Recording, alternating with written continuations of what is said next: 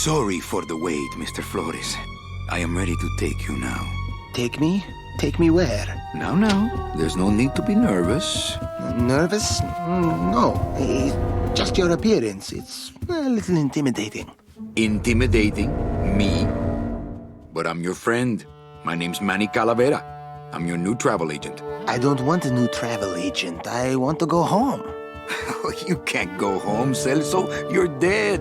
But you're not alone. Everybody here is just as dead as you. That's why we call it the land of the dead.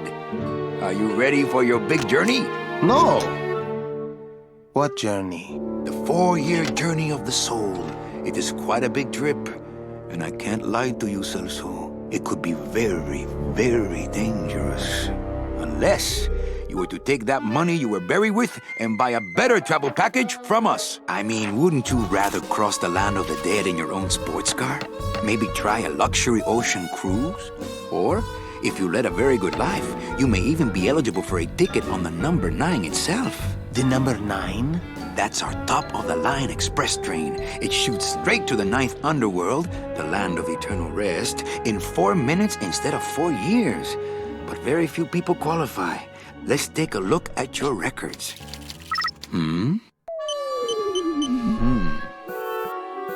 Well, the bad news is the train appears to be just out of your reach, but I still got a couple of tricks up my sleeve here.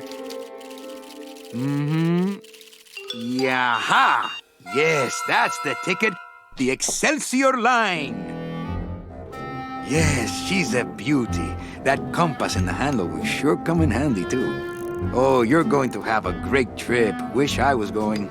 Why don't you? You could give me a lift. Oh, I can't leave here until I've worked off a little debt to the powers that be. Community service, eh? Well, I guess there are some folks worse off than me. Oh, I'll be leaving here soon enough. No thanks to dead and no commission low-life cases like yours, Menso. Hey, Manny. The boss told me to tell you not to leave early tonight. He wants to talk to you about something when he gets back from his trip. Tell Don not to worry. I'm not going anywhere. Especially not with clients like that. Where do they get these guys? They don't qualify for anything good, so I can't sell anything good. Can't work off my time, and I'm stuck. Stuck selling walking sticks to a bunch of burros for eternity. I need better clients. I need a real saint. I need a lead on a rich, dead saint. ¿Qué es esto? Welcome to the land of the dead. This is Grim Fandango, which you've probably heard of. It's one of the most celebrated graphic adventure games, not just of LucasArts, but of pretty much anything, and it kind of transcends its genre a little bit.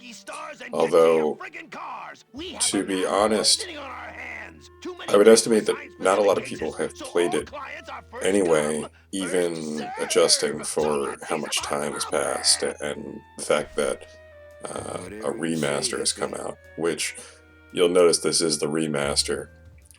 This is actually one of the games that I still own a physical copy of, but unfortunately I broke it in some sort of freak accident. I think a chair leg got smashed onto it. Don't ask me why I was on the floor. You probably don't want to know the answer to that. But the remastered version is actually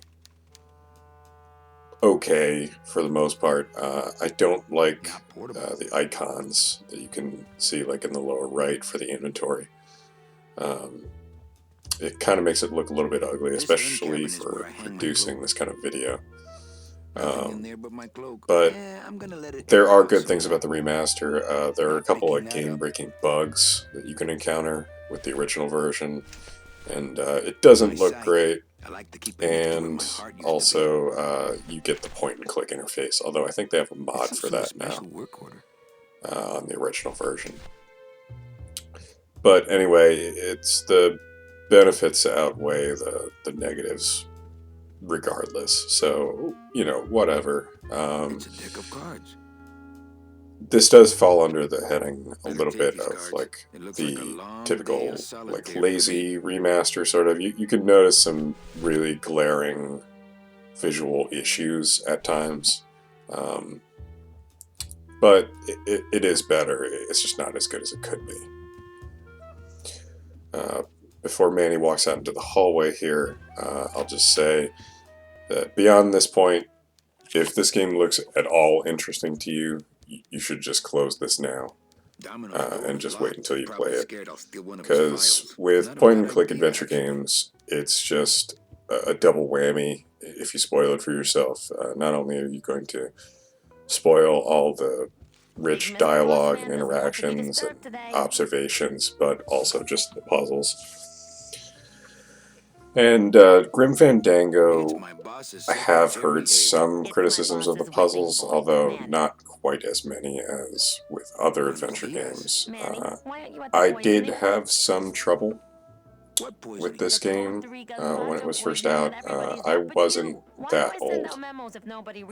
I was maybe about 10 when this came out, and this was actually probably, I would say, the first adult adventure game I played. I had played a lot of kids' adventure games like Pajama Sam beforehand, so I was familiar with how to play them. And those adventure games were actually pretty sophisticated for what they were. So nothing about the mechanics really came as a surprise to me, except for the tank controls, I suppose. But I had played Resident Evil, so that wasn't exactly foreign to me either. And because I hadn't played too many of this type of adventure game, it wasn't that big of a shock for me, I suppose. But I was more impatient back then, and you know, I really wanted to see how the plot was going to go, and my brain just wasn't fully developed yet, so I had trouble with a lot of the puzzles and thinking out of the box and stuff like that when I played this. So I used guides, and you know, when you use a guide for an adventure game, unless your memory really sucks, you are basically ruining it in a way for yourself for your entire life. You can wait for quite a while and forget some things, but you always get this sort of sense of, oh yeah, this is all sort of coming back to me. And my memory it's decent. I would say it's about average for the average human being. It's a hole punch. But I can't imagine what it would be like if you have particularly good, elastic, childlike memory, or like eidetic memory. You just can't really experience this game the same way. And playing through it this time, I did, especially in the last year, experience some having completely forgotten certain parts, although it didn't take me very long at the end of the day. So, you know, this is I don't feel like pitching cards right now. I didn't have to make too many cuts in here, as far as just like downtime where I was struggling with a puzzle. I did make some cuts just for parts I didn't really have commentary for. But anyway, if you're here still and you haven't played the game, I mean, you saw the intro. I didn't put commentary over that, and but I've been talking over a lot of the dialogue between Manny and Ava here. So basically, here's what I need. You know, Manny is a Grim Reaper. He's not the Grim Reaper, and he's a salesman.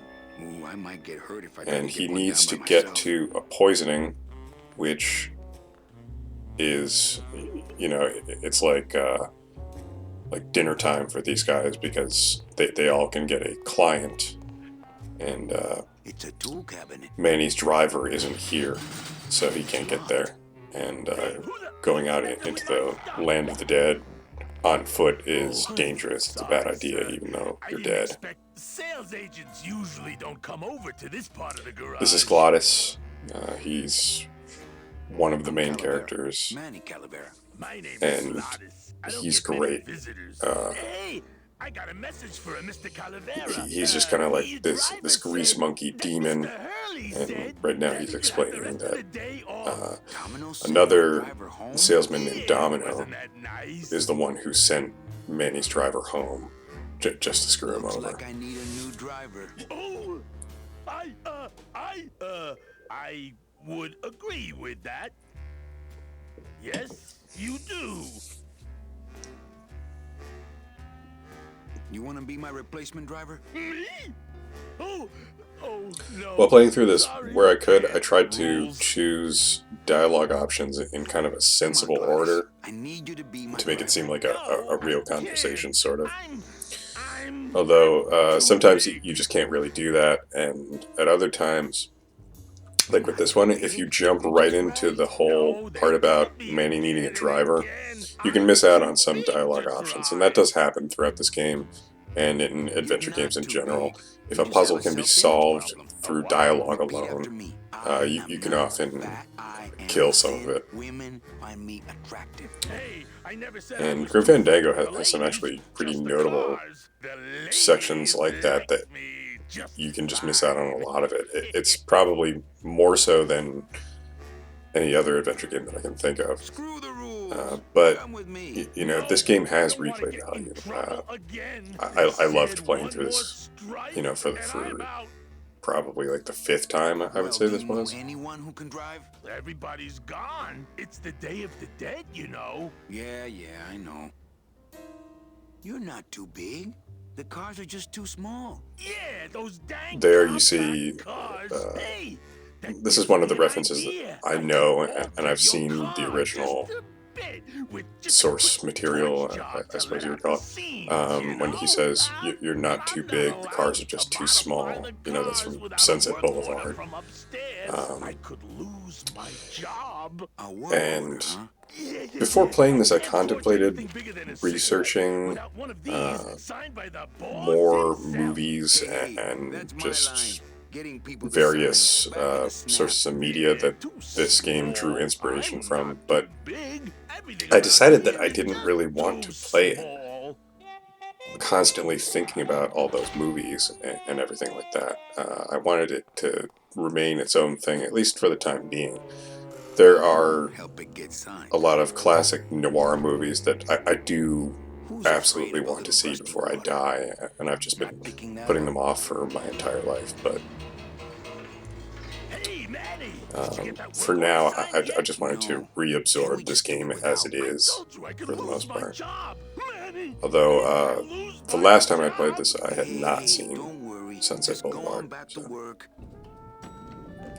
I suppose the cursor on the remaster sort of gets in the way as well, but at least it sort of allows you to see exactly what I was trying to do at any given moment, and maybe give you some vague insight into my thought process on things. I don't know. It's locked. This is one of those games where if I said to myself, during recording, I want to just stop and let it play whenever, like, a piece of witty dialogue plays, or whatever.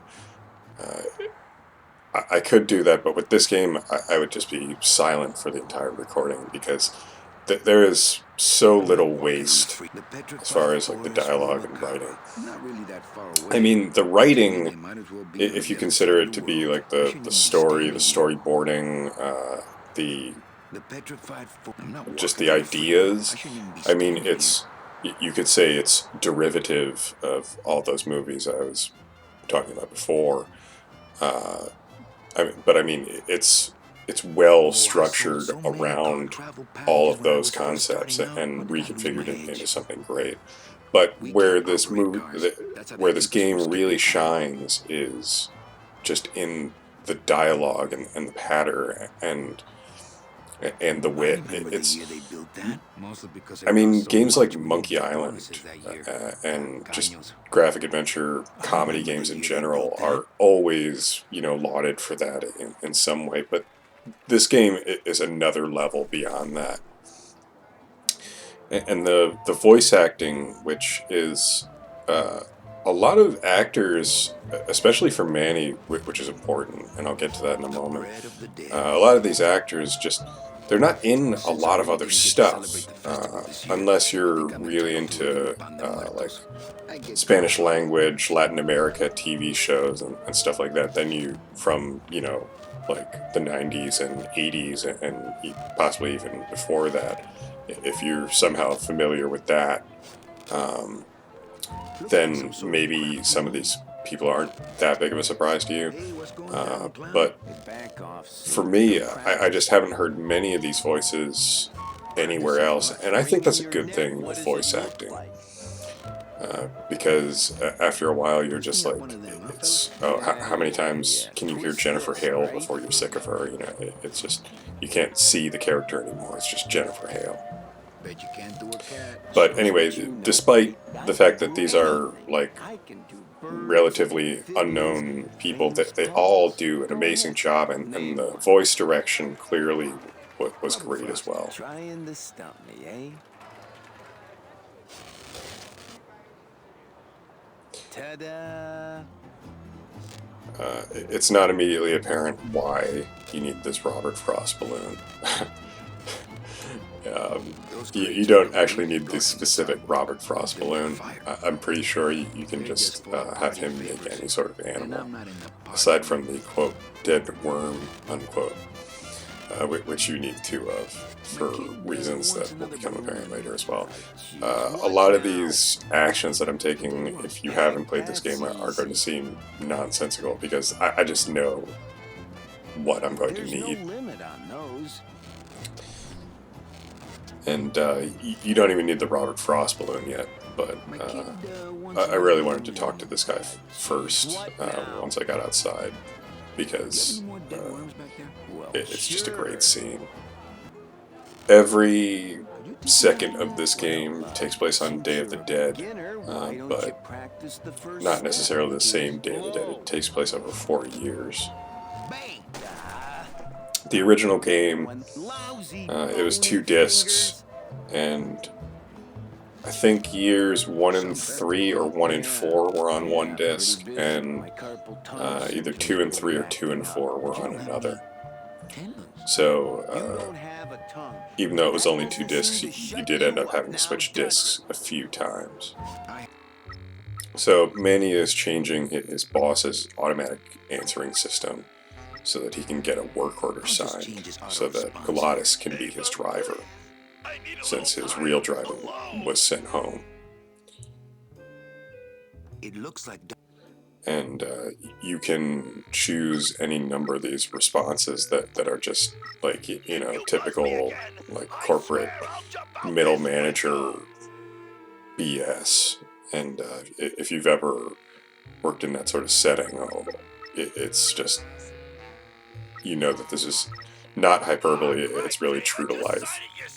There's always some guy like this in any office. At least like a mid-scale office, at least. Eva, I really need the boss to sign this work order. I'll give it a shot. Mr. Copel, Mr. Calavera has something out here that he says he needs your signature on. Ah, cripes, Ava, just sign it yourself, will you? I'm busy.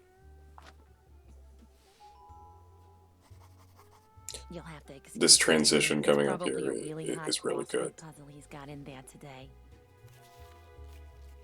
Eva, I'm impressed. I had no idea you had this kind of power. Well, we all have our secrets.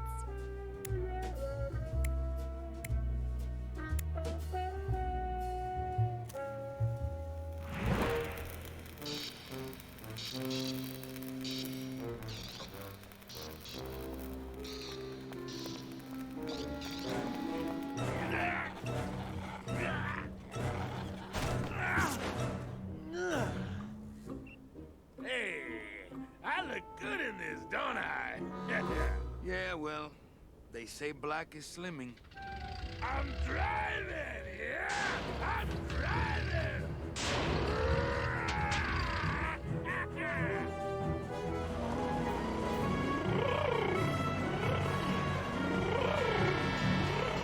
Por favor. I could have walked faster than this.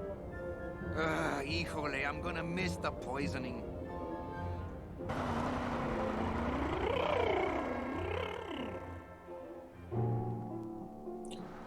I love this part here. This is a really short part and fairly inconsequential in the grand scheme of things. See, the only time you go to the land of the living. The living still give me the And it's just this little, pastiche style. There's a name for it that I'm forgetting right now. Look at these poor saps. But there's actually some other adventure games, more for kids or like slightly older kids. That were made by a company called Headbone Interactive. They made the Elroy games and some other weird stuff, and it used this kind of art style. So when I played this at first, I really appreciated it. I feel almost like it's the designer, creators just own personal feelings about the living world as they see it, and just how strange and disturbing and hard to integrate into it can be. I have to say, this food looks pretty good. In this world, I mean, obviously, I'm just projecting my own feelings onto it, but I don't see why. Truth be told, I'd rather be setting this milkshake. I don't really see why else they would have made this sort of stylistic choice.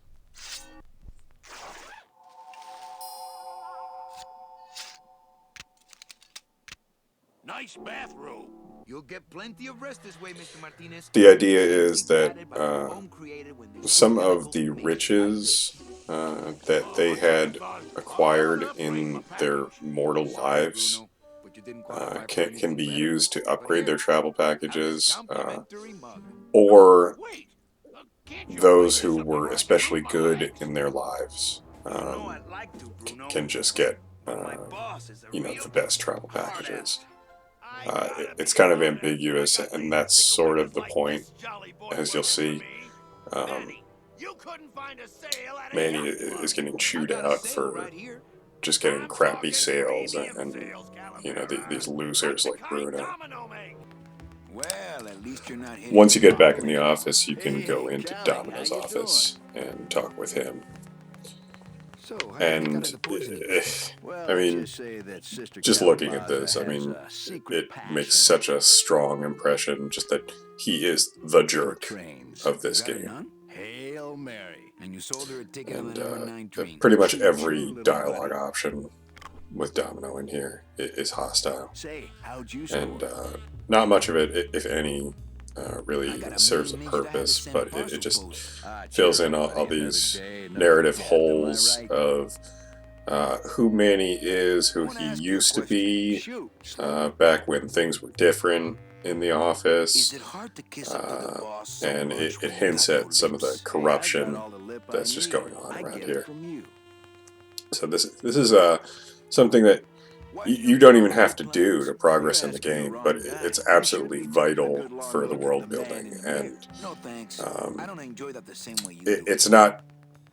I don't think this is easy to miss, because Domino's door is right there. You have to pass by it multiple times, and I think the player is generally going to be enticed into wanting to go in there as soon as they can. And you do eventually have to come back in here, but it's in a different context, and Domino's not there anymore. The next little brain puzzle the game tasks you with is to, number one, pick up on that Domino is being illegitimately funneled all of the best clients, and that the only way you're going to save your job / yourself / whatever else is going on in the grand scheme of things here that Manny is picking up on is to steal a client from Domino. And this was the first big wall that I hit in this game. I think this was the first time I had to look up a guide when I was 10. Now, as you can see from what I just did there, what I demonstrated is that if you fool around with these two little things that Manny was using to pack Bruno into a coffin during the cutscene, you notice that when these two chemicals congeal together, they form like a solid mass. Just in case it wasn't hammered home. This is a nice little bit of foreshadowing right here with the boat. And I noticed a lot of these sorts of moments that I hadn't before, which is one of the reasons why this game has great replay value, because there's so many little bits to discover that key you into later moments. And just like this sign, it's just funny. It gives like a little bit of insight into like how the rest of the company sees Manny, and if you exhausted all the dialogue options with Domino, it just shows how far Manny has fallen, not really through his own control. It's a big theme with point-and-click adventure games, I think, is that a lot of times these characters fall into pitiful situations, and it's rarely part of their own devising, their own fault. They're just victims of circumstance, which is a phrase that I remember hearing in Escape from Monkey Island, which is the only other game that used the Grim E engine, which Grim Fandango uses, and that's not a huge deal for the remaster, because you can use the point and click. But it's the reason why Grim Fandango doesn't resemble any previous LucasArts adventure game in terms of inventory. It doesn't use the scum system, and just also the tank controls. And Escape from Monkey Island uses the exact same system, and a lot of people didn't like it.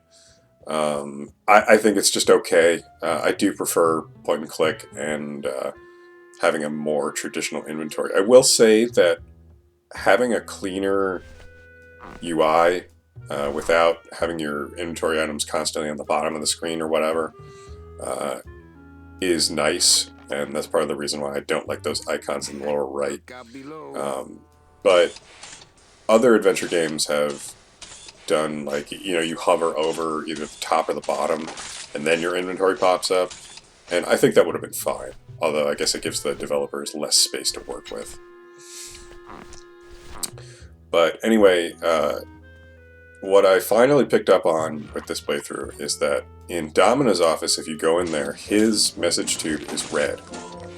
Okay, and you can see there in the server room that there is a red tube going in there. So you can't fool with the tube in Domino's office, obviously, but your goal is to get into that server room, which you can't because that one dude is doing maintenance on it, and then otherwise the door would just be shut. So he wasn't doing maintenance on it before,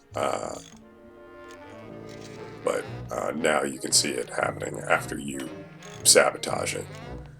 But I think I cut out the section where you actually run into this guy beforehand, and he talks about people pranking him by destroying the server room, and now he thinks that the same thing is going on here. He doesn't suspect you.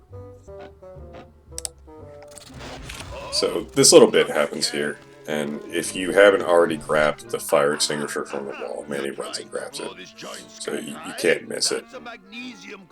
And this guy explains that you can't use that fire extinguisher with the packing foam.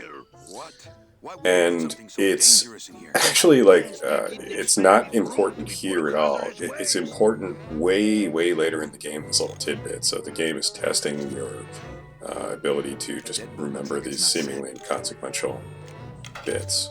I've just locked an open door. Strange, yet symbolically compelling.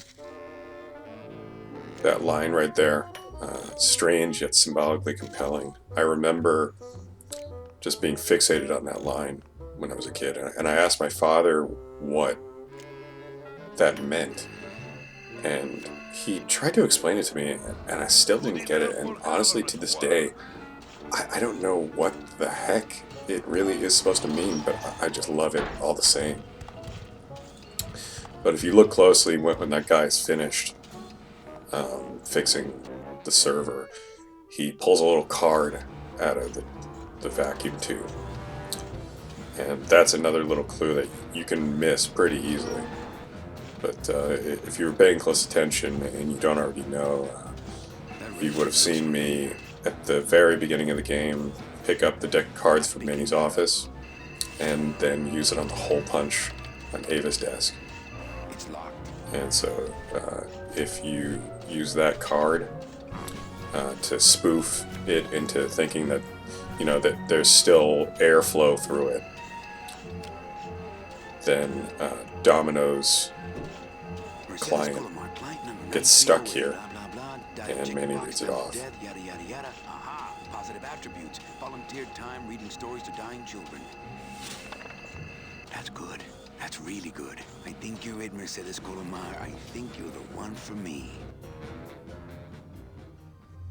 And this scene is incredible. Gladys, are you loco? What got into you? That was a company car. Oh yeah, and it's even better company now. I'm in.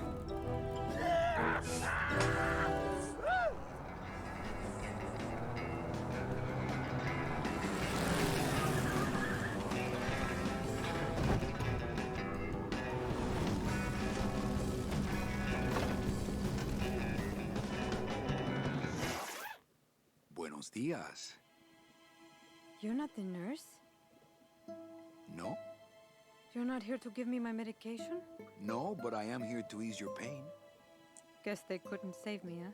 No, but there's still a chance you could save me. That's a lot of responsibility, Mr. Calavera. What makes you think I've been all that good?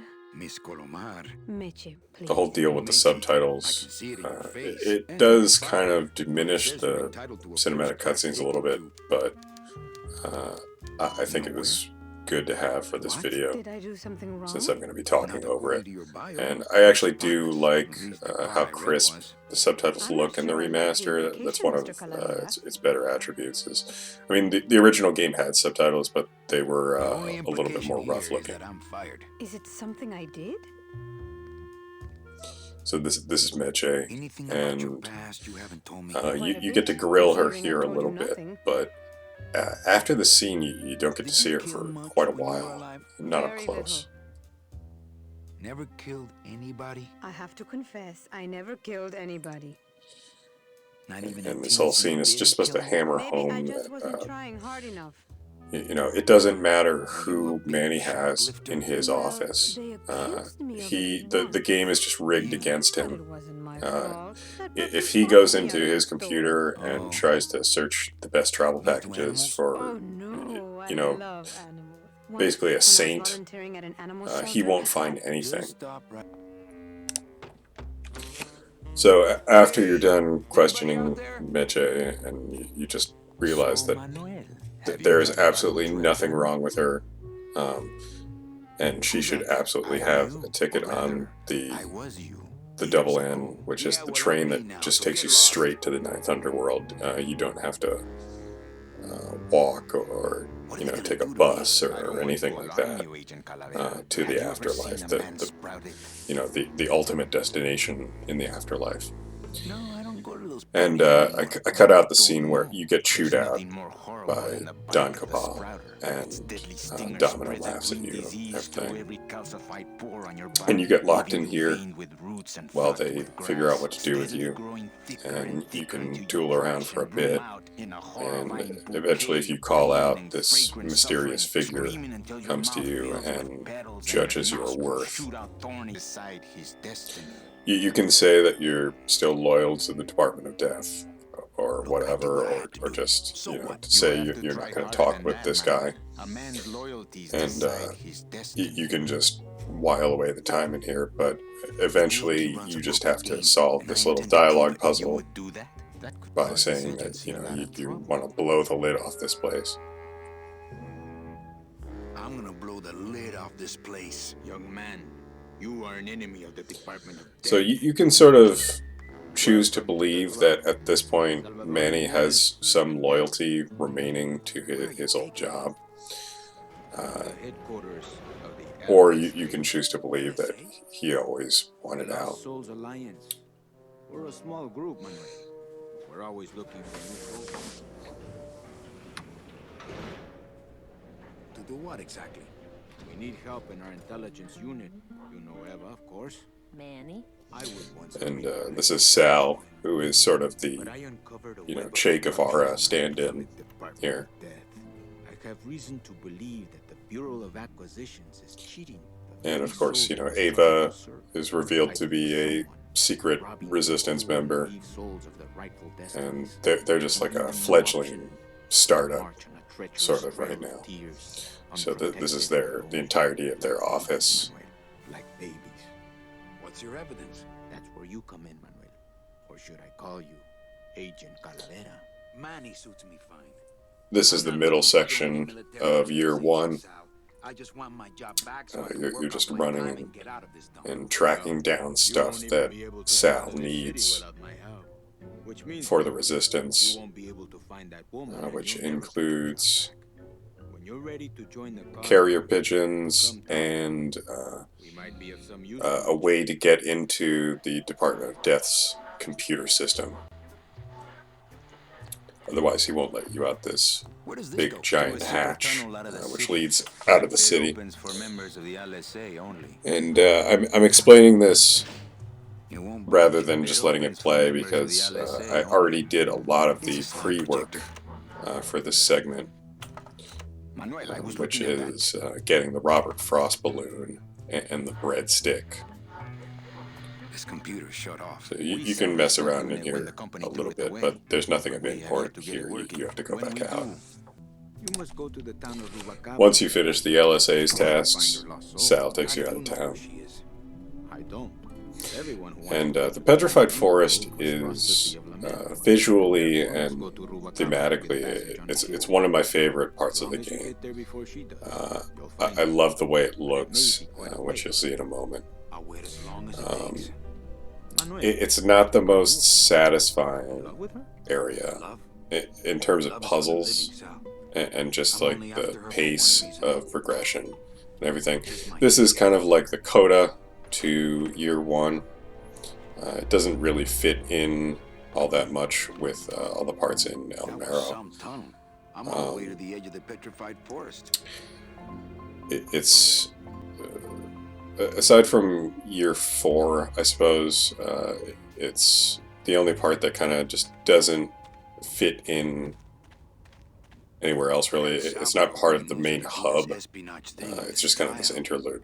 And year 4 is like kind of a series of those sorts of moments, which we'll see when we get there. I like to tool around here just so I can take in this view and everything. And a lot of times on like road trips and stuff, I see weird little forests like this. But anyway, you go deeper into the forest and you find Glottis, which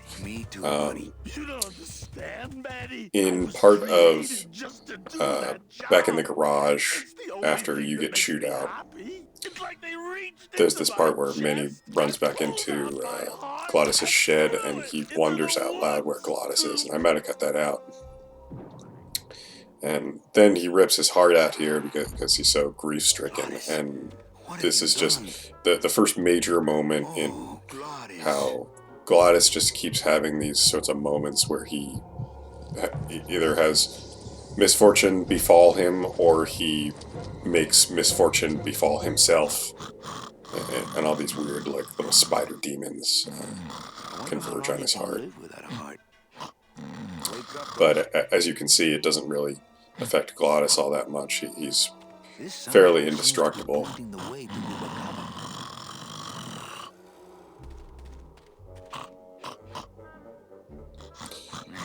here I'm showing that Manny is interested in pulling that sign out, but you can't quite do it yet. You gotta go and do this little part here. Ooh, ick. So here I thought to myself, because I knew the solution, as I know most of the solutions here, but here I thought to myself, what happens if you use the scythe on the web Piece of cake. before putting the bone in it? And I've never tried this, and this is actually kind of freaky here.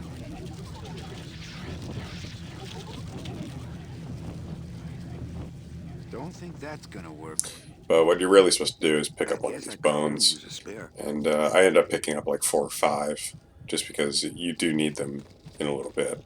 Soup's on.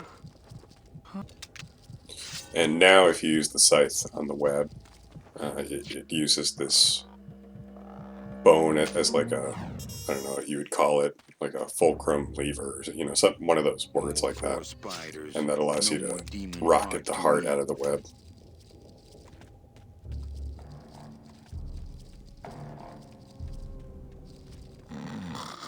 And so you save Glottis from himself, the first of many times. It's still beating.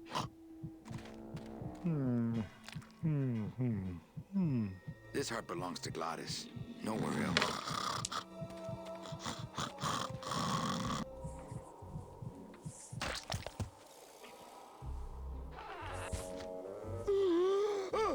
Heart? Heart is good. Be good to heart. Don't tear out heart. Heart is good. Strong, beating good heart. Hey, is that my car?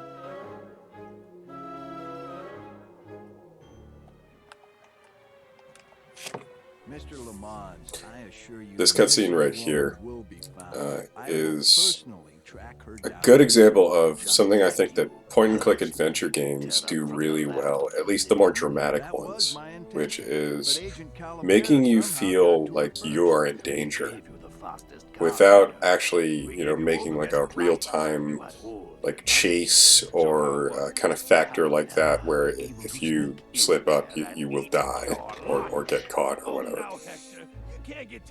A lot of games like The Longest Journey and Siberia have this kind of factor to them, and Grim Fandango does it pretty well.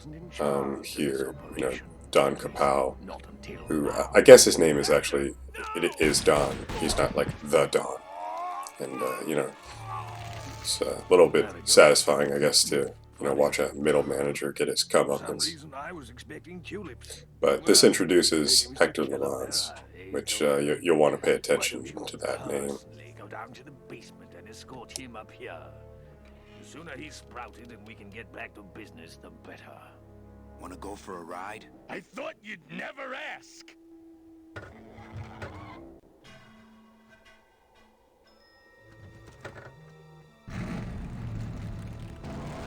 Once you get back into the bone wagon, Glottis automatically backs it into the sign. And now you can get off and pick it up. And I don't even remember if there is anything you can do that clues you into this. Like, when Manny inspects it, he says it's pointing the way to Rubacava, which is your destination. So, I don't know what it is that is supposed to clue you into that. It's like, you know, this magic wayfinder. But you go into this map here, and you place it on the ground, and it spins around. And if you don't get it right, you basically, you pick it back up and you put it back down in a spot where it's pointing, and hopefully, eventually, this happens. And then Glottis drives down into it, and you can get somewhere else. And this place, I cut this part out, but it's, you have to use this wheelbarrow that Glottis pulls out to, you roll it over the tubes and it unbalances that thing in the background, and once you do that correctly, Glottis climbs up and gets those little, you know, pogo stick stilt things, and he fixes those to the bone wagon. But it's really, like, probably the worst puzzle in the game. Manny, What are you as doing? far as like, Don't you it's just know not that it's on the other fun. It's side not of that that hard, gate? but it's Yeah, not the way fun. out of the forest. Demon But beavers, eventually Manny? you get to They'll the make you into ultimate a dam. section Relax, of Geppetto. the I'm not made Petrified of wood. Forest. But Manny, You they go don't through this use doorway, wood. and Manny gets a nasty surprise here.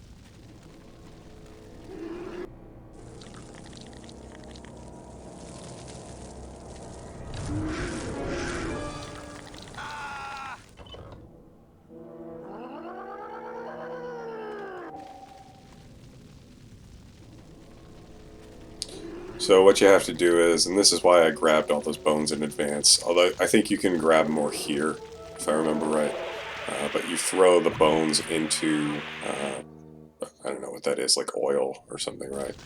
And the beavers jump to get the bone, and you fire extinguish them.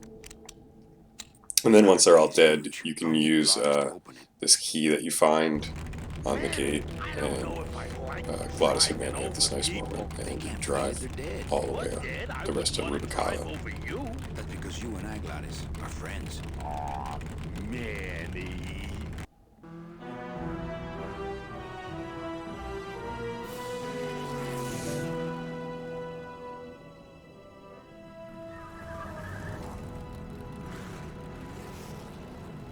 Hello? Miss Colomar! We're here to save you! Hey, lay off the racket. The whole town's asleep. But I want a drag race! When they get a load of my car, we're gonna be the talk of the town! You're right. We're gonna have to find a good place to hide that road show. Speaking of hiding, I wonder if Mitch is here already. I'm gonna go see what I can stir up. Not a If bad my idea. haphazard That's editing It's got and potential. talking over cutscenes didn't make it clear, I mean, despite their only minor, quick meeting, Manny wants to find Meche, who walks out of his office never to be heard from again.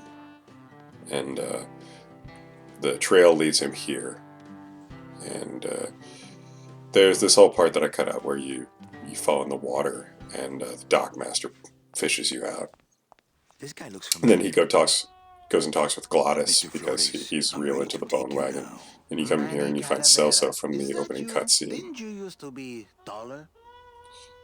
And this is like your last little hurrah What as are you far doing as here? Well, if you you know, must your know, life as a it's about my salesman. wife. I got It's word showing you she just passed how away not fruitless long it after was. and that You know she how too was crossing the land of the dead on foot. in the It is beginning, said that all Manny lost gave this whole souls spiel come to to Celso, Rubicata, and so I came here to wait it's like for her. just part of his soul crushing job, and You must love her now very much. it hits you, the Yes, player, this is true. just Of how course, she also has all much of of my a money. grind, and he, I didn't know your I wife hasn't been having ahead of you. had Oh, jobs Manny. If she had arrived here to this point first, in my life surely she now, would have waited I for me. relate more to this, and how it's just like, I'll help you find her you wife. work these What does she look jobs like? that Oh, here, are I got this killing from the you DOD because of and how narcotics to hand pointless, out. and Isn't she how little something? you're She must helping have been people, beautifully and how skinny. grumpy all Weren't your we all? clients are, and all things like that.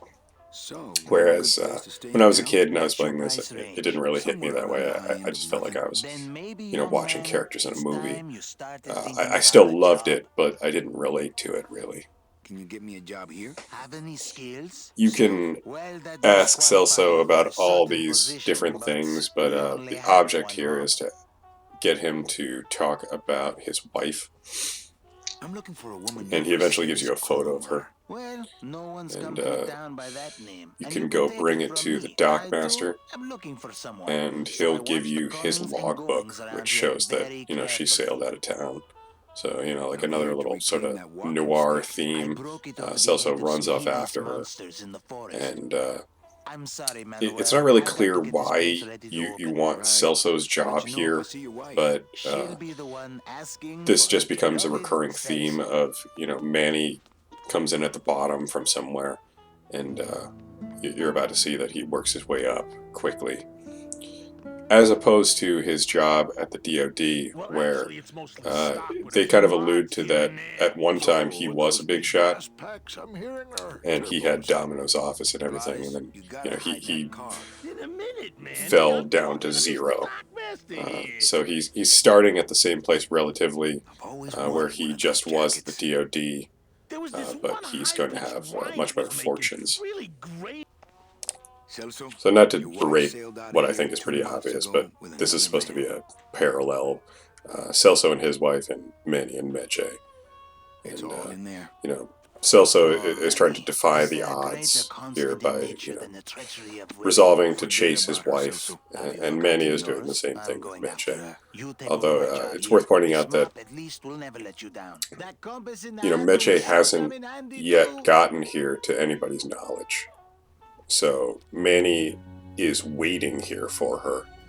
He's not. This isn't just a stop on his chase, whereas Celso is running off to where he thinks his wife might be headed off to, because he knows that she sailed out.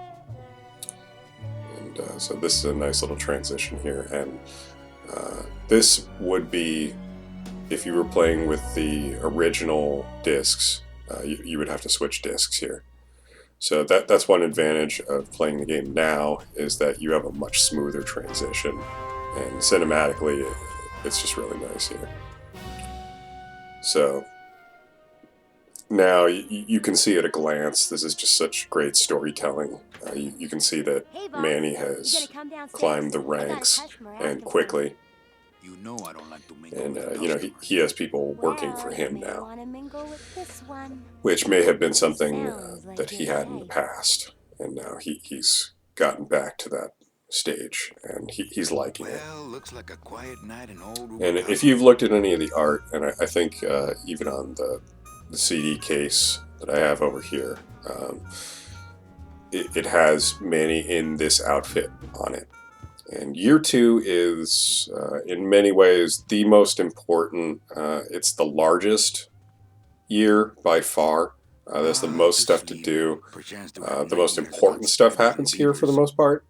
And the things that happen here ripple out toward the rest of the game in a way that subsequent events really just don't. So if you, I don't know if it's possible really to see from the video here, but if you look closely, when Manny's still out on the balcony, you can see a shape heading out of the Calavera Cafe, which is what this whole little establishment is called now. It used to be an automat, and Manny has converted it into like a lounge / casino. And you can see he still corresponds with Sal, and he's the implication here is this kind of went over my head as a kid, but the implication is that Manny is giving in more than a little bit to vice, and as you're about to see here, so is Glottis. Hello, Manny. With tank controls, going down that banister like Manny just did is a little bit trickier. You can more or less immediately run out and try to find that mysterious shape that was walking out of the cafe, but this time I chose to explore a little more back here and grab some of the items. As you can see, Manny's casino is somewhat modest. Not while they're losing.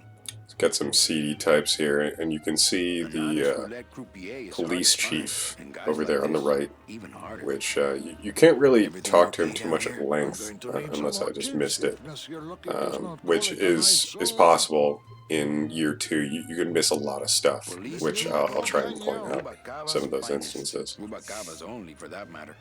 then the croupier or whatever his name is in the center there is Manny's guy on the inside. He's corrupt. They're all corrupt, and Manny is playing the game. So he's not quite what you would call a fat cat, but he's again he's giving into vice a little bit here. And this is Chow Chilla Charlie, who doesn't really have anything useful for you right now, but you do need him later. They kicked me out of that cat track for This part about printing fake betting stubs especially is important. He can give you an item here, or rather, Manny takes it, and that is important later, but if you get it now and you're playing this blind, you wouldn't really know what to do with it. Isn't she beautiful? Once you're all done with that, or if you just run out right away, you can get to this scene. And this sets the stage for year 2. So long. Why didn't you look for me? I did. You ran off. Why? Because you said I was no good. I've been all alone in the world for a whole year. And it's all because of you!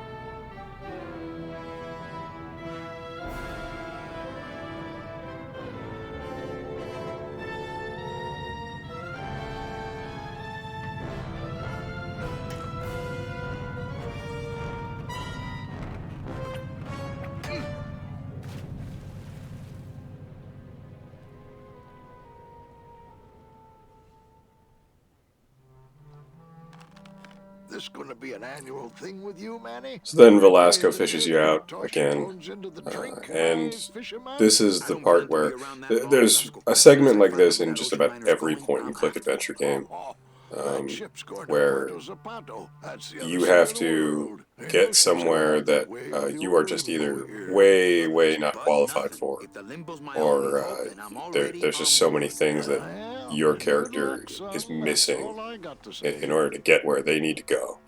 And so some character gives you a list that's generally pretty exhaustive of things that would need to happen in order for you to get to where you need to go. And, you know, in a sense, the whole game, the whole of each individual adventure game is like this. I mean, everything is kind of a task. You're just not always explicitly told, but there's usually one segment like this where you are told in no uncertain terms everything you need. And then generally what you do is you do a whole big tour of this new area. And oftentimes you can see like certain trinkets, like glittering like through a window, or in some sort of like encased box or something like that, or it's just really obvious that that's where you need to get one of the pieces. And sometimes it seems just out of reach, and you think to yourself, okay, well, I'll take care of that first. Or you know that, like, oh, you're going to need like a screwdriver, so now you're keeping an eye out for a screwdriver. So that really contributes to this whole year 2. Rubikava is this network of winding pathways, and like you can take an elevator to get to the middle of another pathway, and it's pretty easy to just get turned around a lot. And that part of it is probably the worst aspect of year 2. But overall, all of the thematic wonders and just you know, little well-written parts and the colorful new characters you meet here who remain important throughout the story make up for it. The gist of it here is that you need passage on this ship that's right behind you, and Manny isn't qualified for any of the positions on the ship. Velasco says that everybody on the ship works, and he eventually gets out of him that there is one guy who hasn't shown up yet, and his job is sort of similar to what Manny does. at the cafe. So you need to essentially get rid of that guy so that Manny has a spot. Glottis has free passage, basically, because they need somebody with his skill set. But he needs tools, and you need a union card, and I think there's one other thing that I'm forgetting, and I'm not really exactly reading the text. But once you have all that under control, you can go and explore Rivakava and see where all those trinkets you need are. This area here is pretty funny. It's just like this beatnik cafe. Here's Lola, who this is her one of her two big main scenes. This whole little action here ripples out into the rest of year 2. And both of these characters are important. Olivia's dialogue tree here, I don't think you really need anything from her, but the kind of color she provides through these dialogue choices gives you some insight into how Rubikava functions and the network of people, how they interact. And you can make her say and do some funny things here. You can get her to go up on the stage and read a poem, and you can do it several times, and she has different poems. You can even go up on stage yourself and read one, which is very funny. While you're in the Blue Casket, you can get this book, which you give to this worker bee here. These guys are all, disgruntled dock workers. And this guy here is like the leader, more or less, but he doesn't have the exact verbiage he needs in order to incite some sort of uprising. So if you impress the beatniks in the Blue Casket with your association with Salvador Limones, they let you have that book that was on their table there. And if you give it here to Terry, it helps him, try and unionize. But it doesn't go very well for him. Yes, that's it! That's what I've been trying to say! Who will stop the fat cats of industry from building these ships with the pollen of the exploited working class? I say we fight back! What's this? Maybe a bee agitator? I say lay down your tools right now and show the man just who makes the honey around here!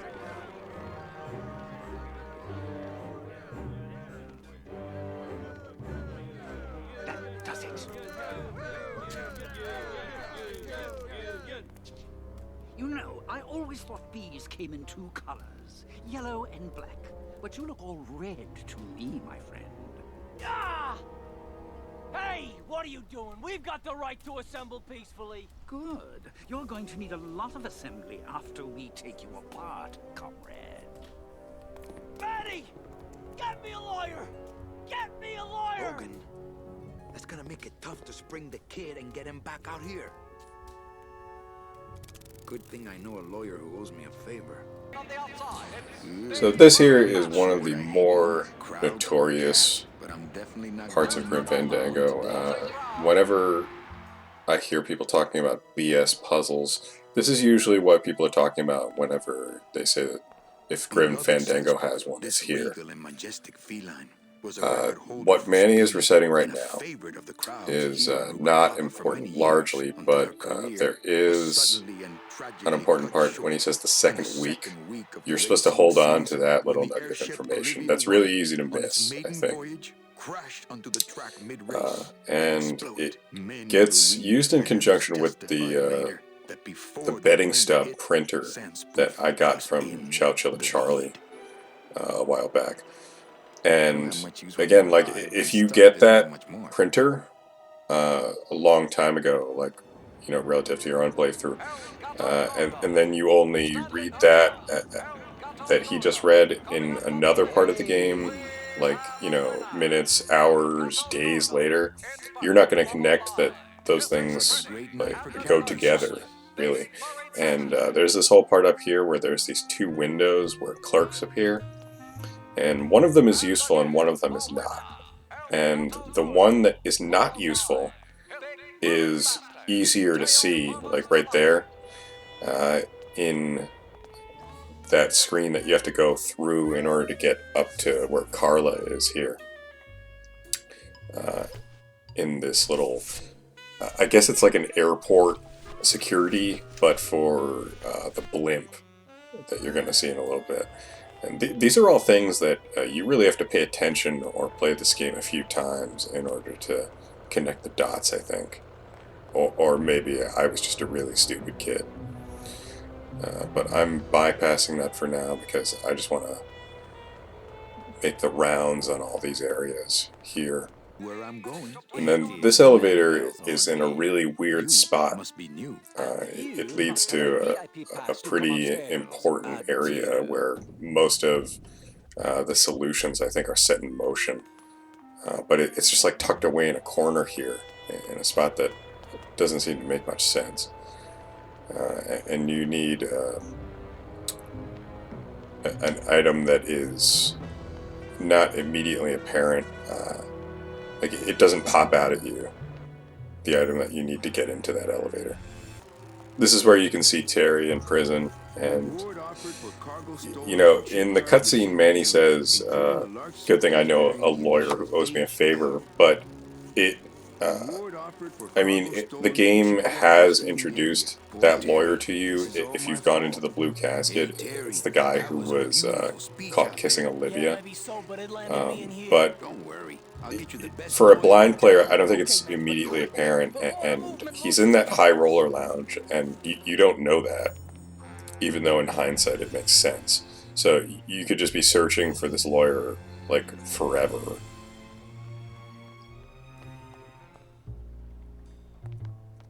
And this elevator leads back to where the blue casket is, and if you run up these stairs, you get back to the Calavera Cafe.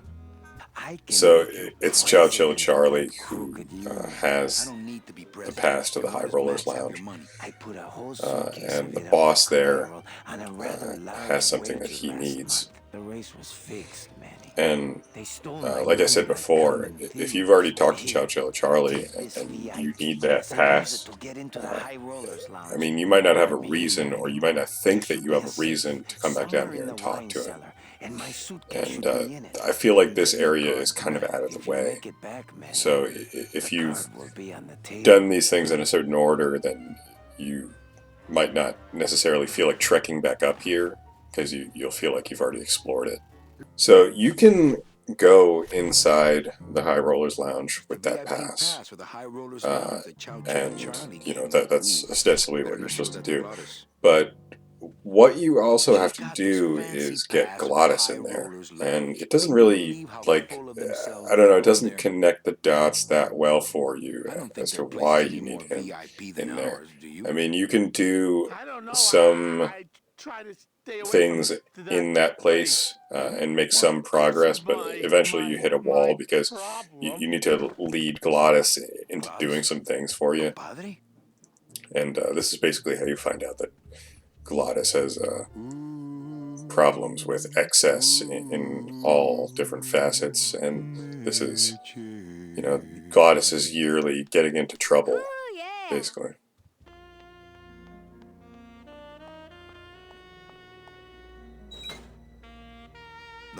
Lola, where are you? The game does a good job of you meet Lola in the blue casket, and then there's all these like little minor scenes that you know, like Manny looking through the binoculars there and trying to figure out where Lola ran off to, because he needs that photo that she took, and no matter where you look, you really just can't find her. So once you've given the high roller pass to Glottis, that it doesn't disqualify you from entering. You can still go in because the game knows that you've gotten it. And so the main thing, the biggest thing you can do in here is talk to Nick, and you need him to represent Terry, the worker bee. And he's also the key to the whole Lola thing, no pun intended. I do, but they don't And there.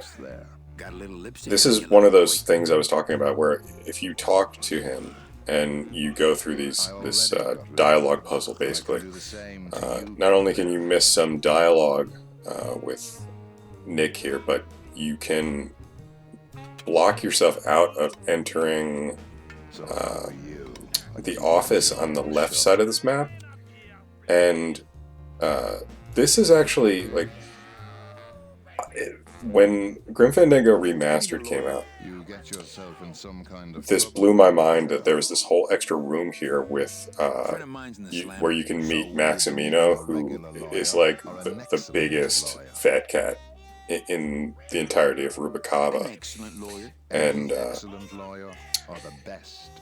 I didn't even know that the doorway was there, but if you talk to Nick here and you get him to leave, he blocks you out of that room because Manny's like, oh, I don't want to interrupt them while they're talking. And he stays in there for a long time until you've progressed some of the other puzzles. And that whole betting stub ticket puzzle, I'm pretty sure there's a hint inside Maximino's office for it. And I feel like that's probably part of the reason why people think that puzzle is BS.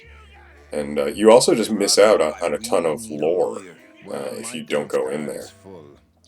And you're not blocked out of it permanently if you do what I'm doing here, but you potentially may have to wait a while before you can actually go in there. So you see the key fall out of Nick's cigarette holder, and he leaves it behind when he goes to talk to Maximino. Which, if you look closely on the map, Nick is actually walking the wrong way. But try as you may, you cannot open up that cigarette case on your own.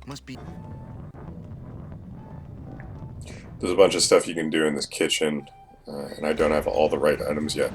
I think you can actually talk to this goon that rolls the barrels, and I didn't do that on this run, and I can't even remember if I've ever done that, to be honest. I only bring this up because after I beat it this time, I went back and I looked at the achievements for the remastered edition, and I realized there was one about talking to that guy. But you can grab a turkey baster in here, and that's pretty important for solving one of the easier puzzles in year 2. And you can come up here and talk to Glottis, but talking to him isn't actually necessary here. What you have to do with Glottis is like pretty much all indirect at this stage of this game. And this is Carla, who is one of the more notable voices for this point in time. I mean, the guy who voices Manny got greater notoriety later on because he was on Ugly Betty, I think. So if you look at it from the perspective of today, he's not so obscure, but Carla here is voiced by Pamela Adlon, who is, she voices Bobby on King of the Hill, and she was on Californication, and she's also the voice of Pajama Sam, who I think I mentioned earlier. So she was the one voice actor that I really just... She was the one voice actor that I recognized almost immediately, even back then. Although I don't know that King of the Hill was on yet, but I knew her from games. So there's two things you can do with Carla. One is you have to chug this, fancy liqueur that has, like a gimmick to it. It's actually kind of a sly little reference to like real life overpriced, rich people liqueurs. It has like solid gold flakes in it. So if Manny drinks it, it sets off the metal detector. And then he puts all this stuff out, and when she uses the metal detector on him, he still goes off. So then she says, okay, well now I have to, quote, strip search, unquote, you. And that's how you get the metal detector. And then that thing on the ground there is like a controlled detonator. And that's how you get Nick's cigarette case open. So once you get the key, this is where you can find Lola. And this is pretty sad. Unfortunately, one thing that kind of sucks about the remastered edition is that, see here, I wasn't sure if I had clicked in the right spot. So once the cutscene starts, I accidentally clicked again and it says, you know, oh, do you want to skip the cutscene? Lola, did Nick do this to you? Yeah, he wanted that picture real bad, but he's never gonna find it, that fink. I'll get him, Lola. I'll show Max the picture for you and fix Nick for good. Just tell me where you hid it. Oh, Manny, it's all my fault. Always falling for the wrong guys. You know, I even had a thing for you once. But you were so hung up on that Meche woman, I figured I didn't have a chance. Lola, where's the picture? Tell me, Manny, would I have had a chance? Never mind. You just want Olivia for me. Tell her to improve her taste in men, or she'll end up just like me. Tell her to get a nice guy, Manny. Like you. Lola! Lola!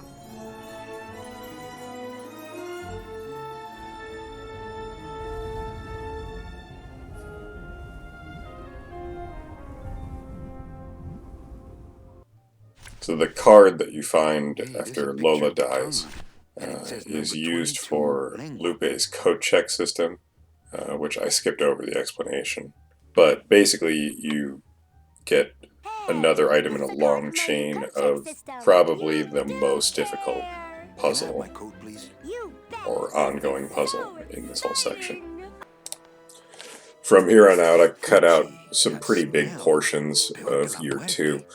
Just because I've already intimated a lot of what goes on in this year and explained the solutions and how you eventually get there. But although Year 2 is the most important and in many ways the best year out of all of them, it also requires a lot of running around and backtracking. Not like backtracking as you generally understand it in video games in that bad way. Just, you look at a lot of the same screens over and over. So, I think I'm doing us all a favor here. But I made sure to include this part because it's pretty amusing. You have to fish the metal detector that Carla threw out the window out of the cat feces, basically. And if I didn't explain this or show enough video to demonstrate this, Maximino owns a cat racing track, and they're like big giant cats, so that's why they have big giant turds. So I think that's pretty funny, and it's incorporated pretty well into this puzzle. You have to use your scythe, which I think the scythe is incorporated very well into the game for being one of those items that you just always have, and it comes in useful in like a Swiss Army knife kind of way. This whole section here I included a bit because this is one of the only spots where you actually kind of want tank controls. You have to jam the forklift into the doorway that's in the center of the elevator shaft. And when you're doing it with tank controls or like WASD or like maybe if you could map it to like a joystick, it feels good to glide it into that hole underneath the gate. But with point and click, it does work as far as I can tell, but it just... Right here is one of the last areas that I didn't really show any of, to my knowledge, yet. It's this guy's tattoo parlor, and this sailor right here is the guy you have to get rid of so that you can take his spot. It's empty. The whole way that you have to like get Toto distracted and then, you know, put the turkey baster full of the coffin shooter into Naranja's drink is kind of weird. It's like you open the door to the fridge, and then you open the drawer so the fridge doesn't close. And I think the implication is that, like, Toto bumps his elbow into the open fridge door, and that distracts him. But it always just felt like kind of fiddling around. Although it's not that hard to figure out if you just trial and error it a little bit. Basically, you have to grab this guy's dog tags after this, and then you go down to the morgue, and you throw the dog tags onto one of the bodies. And the joke, sort of, is that, I mean, all the skeletons kind of look the same, especially with flowers sprouting up all out of them. And then the guy at the morgue calls the dockmaster. And the last thing that you have to do with Toto here is show him the note that you get from Lola's coat, which corresponds to one of the tattoos in his book. And then you get a photo from the cat track, and from that point on, more or less, is when you can decode the right betting stub that you need. So you make a fake betting stub with that exact week and day and whatnot. Day of the week, and then you show it to one of the guys at the window at the cat track, and then finally you get the picture of Nick and Olivia kissing. It's weird.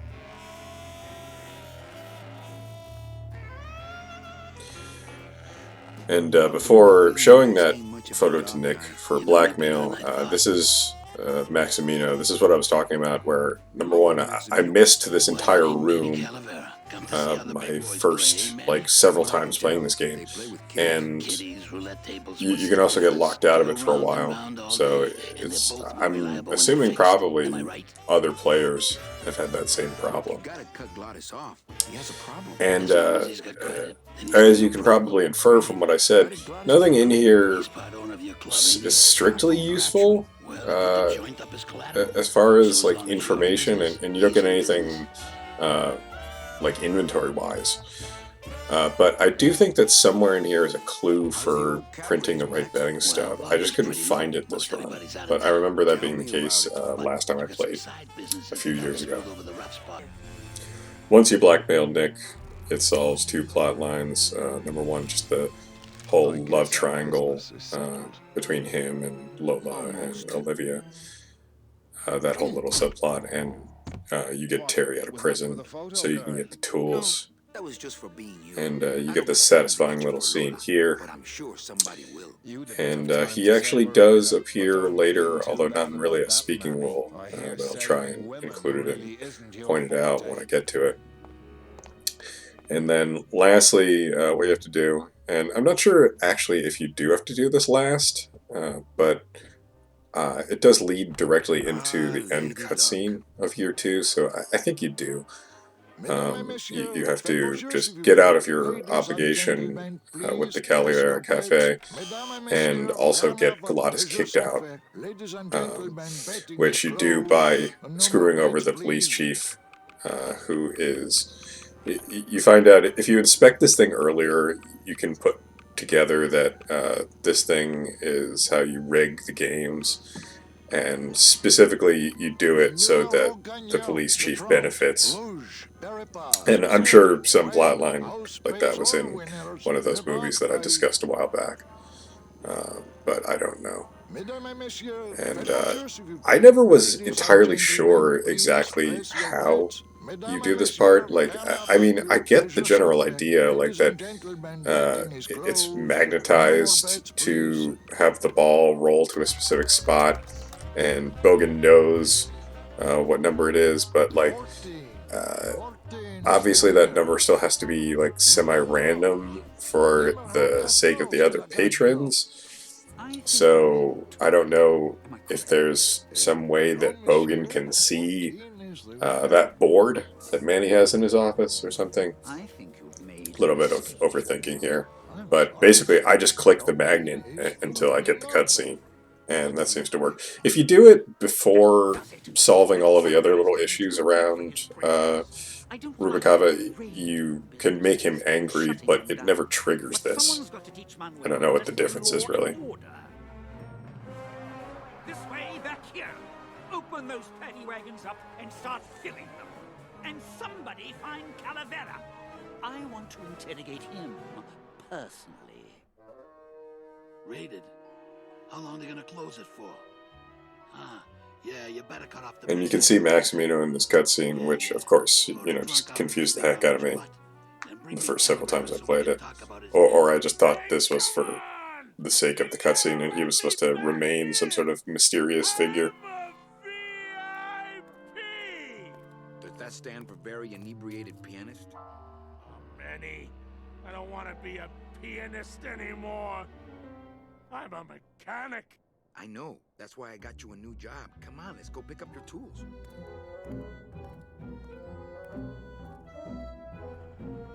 And I can do whatever I want to the engine? Make it faster? Sure, but you'll be plenty busy just keeping her afloat. Thanks for the gig, and for not asking too many questions. Hell, after what happened in Naranja, I can see why you'd leave town. Let's just hope I don't have to go fishing you out of the drink again. I'll stay under next time. I promise. That was a funny little bit of foreshadowing when he said, I'll stay under next time, I promise. I don't know how many of those kinds of instances I pointed out so far. When I was playing the game, I made a mental note of all of them because I noticed like several that I had never noticed before.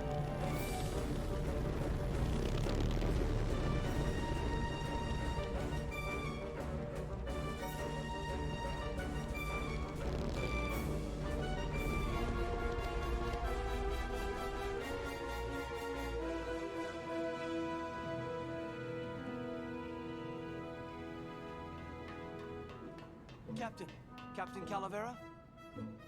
Puerto Zapato, sailor. We're here at last. Beautiful port, isn't she? Yes, sir. Well, there's some customs officials down below, sir. They want to search the ship. Fine, fine. We've got nothing to hide, eh? No skeletons in our closet. Yes, sir. Secure the bow, boys, like a rock this time. Manuel. Salvador? I hope this very urgent message gets to you in time. Our man in Zapato says Miss Colomar never made it to the port. It said she threw herself overboard at the Pearl. I don't know if you believe that. Whatever you do, do not land in Puerto Zapato. It's a trap. Assassins will attempt to board your ship disguised as customs agents. Beware, and viva la revolución!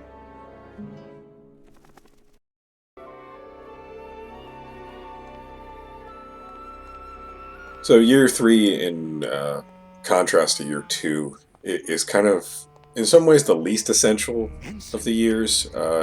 You do get to meet up with and even resolve some plot lines with some characters that were more from year 1. But it's kind of, it feels the most like an interlude out of anything.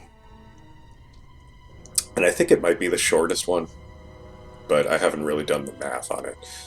I think just looking at my timeline here, this can't be happening.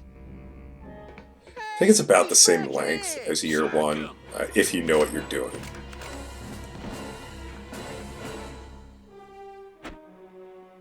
Custom officials. Oh. This puzzle here almost feels like the beginning of a point-and-click adventure game where you're confined to a pretty small space and you have to just kind of fiddle around without much of an inventory, and then it leads into the greater section of the story. It's sort of like, you know, an Escape from Monkey Island, if you've played that, since we're on the Grim E engine games here. How in the very beginning, like, you're Guybrush and you're tied up, and you just kind of have to work with what's around you, and then you get thrown into like a wildly different situation. And a lot of point-and-click adventure games start out like that. It's kind of in some ways it's kind of a complex puzzle, but if you just fiddle enough, you sort of get it. As soon as I got to this part where both anchors were dragged all the way to the right, it all kind of came back to me. And I don't think even if you talk to Glottis, he and Manny never really discuss, like, oh, yeah, we should tear the boat in half and then just speed away on the back half.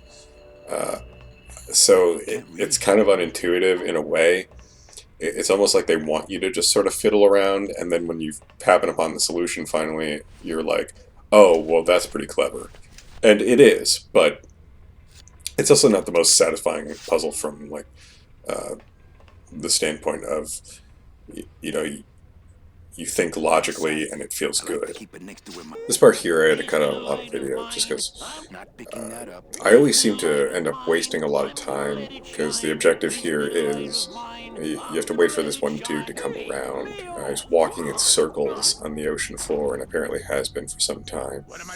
And you have to get his attention and talk to him for a bit, and then you have to grab him, and then Glottis grabs him.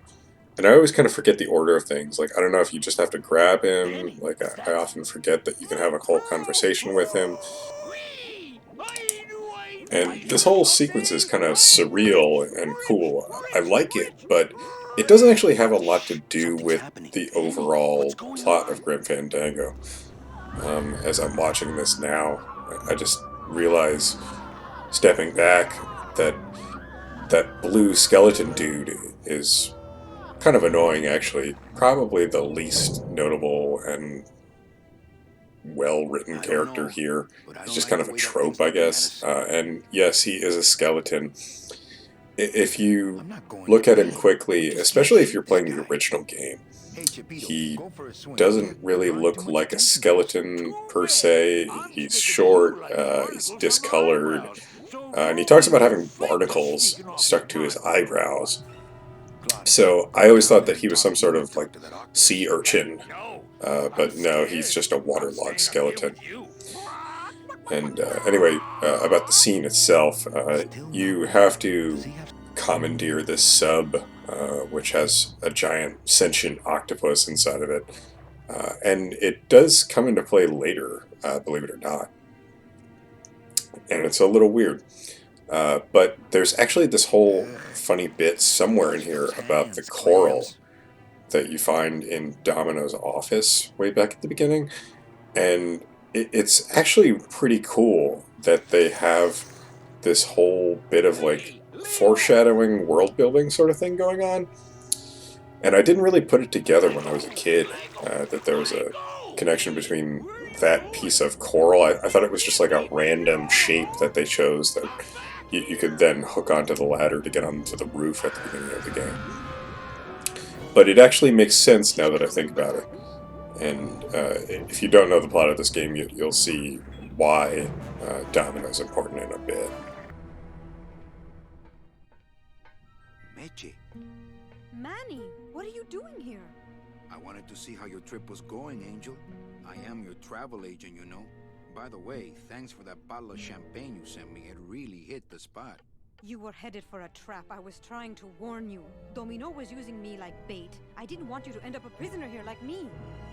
Prisoner? Where's your cell? Or are you just sharing a bunk with the warden? If that's what you think of me, then why did you come here? Because this is where he belongs. Here, working for me. I knew you'd come around eventually. Right or wrong, Manuel Calavera is always with the winning team, right, Manny? That's why you're here now. I'm getting off this rock, and I'm taking all of these people with me. Manny, there's no way off this island. I'm afraid you're stuck here in my little executive training program. See, I need you to take my place here, kid. I've got to get back to the city where the action is. Sorry, Manny, but I had to come in. My skin was getting all pruny. Him, I don't need.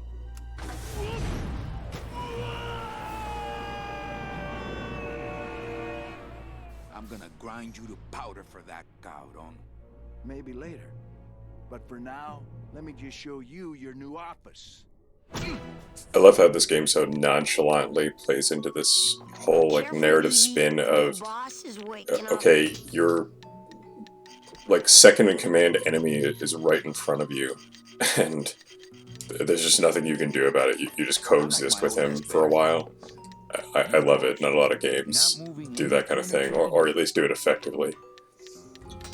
These guys here, which Manny calls the Angelitos. They aren't like super important. They exist so that you can get this little tiny pick here, which helps you solve a puzzle. But one of them has the voice of Pamela Adlon again. I don't know if there's a third character she voices in any of this, but she is the only one I can think of that voices more than one character in this game, even if they're just minor ones. When I first played this game as a kid, this whole thing with Meche here, where she's like kind of pissy with you, I didn't really get it when I was a kid, because from my perspective, Manny was trying to help her the whole time, and you know, obviously that is how Manny is portrayed. Like, he thinks he's doing the right thing and everything. He doesn't think he's done any wrong by her. And I mostly get it now, because, you know, my whole thing was like, well, why did Meche walk out of the DoD so quickly and just abandon everything and start walking in the petrified forest? And I do think that that's like narratively a bit of a reach, like that she just like slipped between everybody's fingers and escaped until she got to Rubalcaba, and then Domino managed to capture her or whatever. But I also understand how there is also the angle of, well, Manny did do something dishonest to get Meche as her client, or his client, and like, from Meche's perspective, she would be on the number 9, you know, years ago, if Manny hadn't intervened, even though Manny was ultimately fighting against corruption by doing so. So, I mean, basically her life is a living hell now because, at least partly because of Manny. So I understand. But I always did think that she was being a little bit harsh here. And I think it is sort of played kind of intentionally that way, because in those old movies from, like, you know, the black and white film era, women were sort of portrayed as more so as being like unreasonable, hysterical, like that kind of thing. So her characterization here is I feel, I don't want to say an homage to that, because I think maybe that's giving them a little bit too much credit, but I do think that's where the influence comes from in this case. You know, that there's like this part here where you have to knock the ashtray around so that she ruins her stockings, and then, you know, you get this kind of like gratuitous scene that definitely is also playing off that sort of era and the expectations and everything. So this is another way in which, although this is the shortest year, it's one of the more interesting ones in some ways.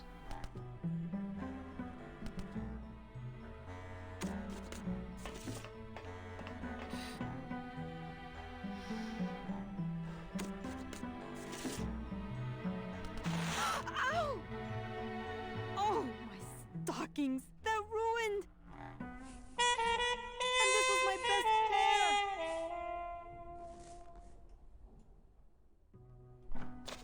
You try to have one nice thing on this cruel island. This is always great for a laugh and just some... Well, there's not really much to talk about with Domino here at this point, not compared to when you talk to him back at El Maro. When you're in his office, you can get all of the relevant characterization and history between these two guys there, but like, in this scene here, it's just Domino's like, yep, I'm a jerk, I'm everything you think that I am, and I don't care what you think. So you can kind of go over that a little bit, and there's some great stuff you can do if you take out certain inventory items here, especially the hammer. So once you venture out into the whole like undersea, I don't want to call it outdoor, although I guess it sort of is, region, you can kind of fumble with these weird controls, which are made a little more manageable with the remastered point-and-click controls. And you can tumble down here to this ship, which is the SS La Mancha, which is Velasco's old ship.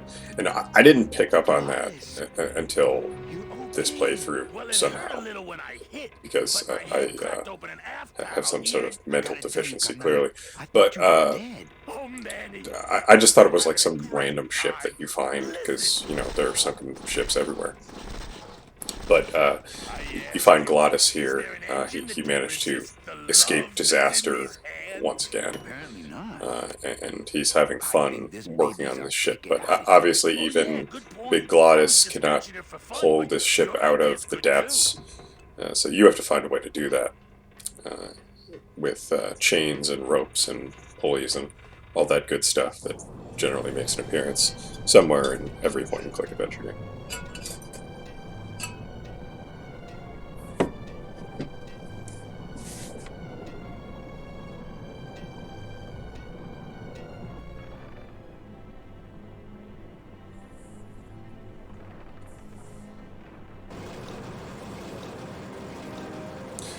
This texture on the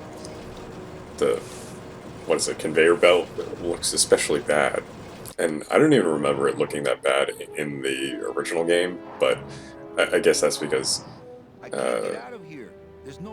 everything else has been spruced up, so it looks worse by comparison, and there must have been some reason why. Like, I don't have the technical knowledge to really put it into words. I'm sure that, like, all the upscaling of, you know, the texture resolution or something, I'm just stringing together words that I really have no idea if that makes any sense. And then once they were in motion, like they have to be to simulate the conveyor belt moving, I'm sure there's a reason why they just can't make it look good, at least not without, like, a complete overhaul, basically. And as I've possibly intimated earlier in this video, this isn't the greatest remaster, and I feel like that's a common theme with remasters, honestly. I may have already gone over this sort of thing. There's been a break here in between voice recording here, so if I repeat anything, I apologize. But like, there's this beach here that doesn't serve much purpose now, so you can end up kind of running around a little bit aimlessly, and this is one of the few segments in the game where I did sort of forget the order of operations, kind of, but it didn't take me too long, and not too much fumbling around to figure it out. I knew the basic idea of what you have to do and what purpose each thing has. This is another one of those segments where the controls actually kind of did make sense with tank controls, because you were using the arrow keys to move the crane around, and it felt kind of good rather than just clicking a couple arrows. The idea here is basically that, let's see, you need these spiked barrel, you know, crusher things to attach onto the ship, because, I mean, it serves a particular purpose in the story coming up, but I think the idea is that they need to be able to, like, crunch through reefs and stuff. Unless I've gravely misunderstood something else in the story, which is entirely possible. But, you know, I'm glad that there are still things that I can learn about this game.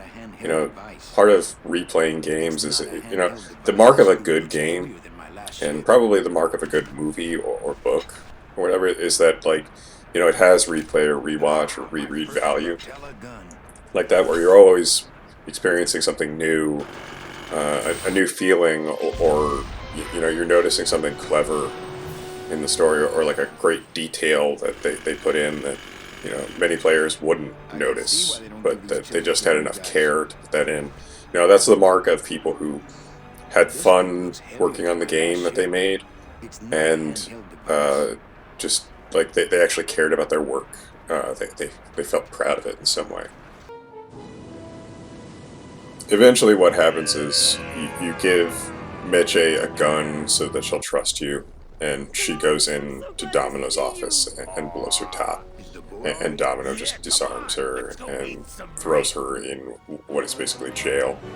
And you make your way in there with some kind of weird and tedious puzzles, and you manage to break out, and then you get the SS La Mancha out of the water, and Glottis gets it running, and then Domino flips his wig, and there's this whole segment here that's like the conclusion to the Domino arc, and just this whole year, essentially. So this is like the final showdown with him, and you know, Domino gets his scythe out, and Manny has some great lines here. What you can do is take your own scythe out and try and fight him, which is not what you're supposed to do, but I did it here because it's good for laughs. You see the results of Domino's constant working out. He's just physically much more powerful than Manny.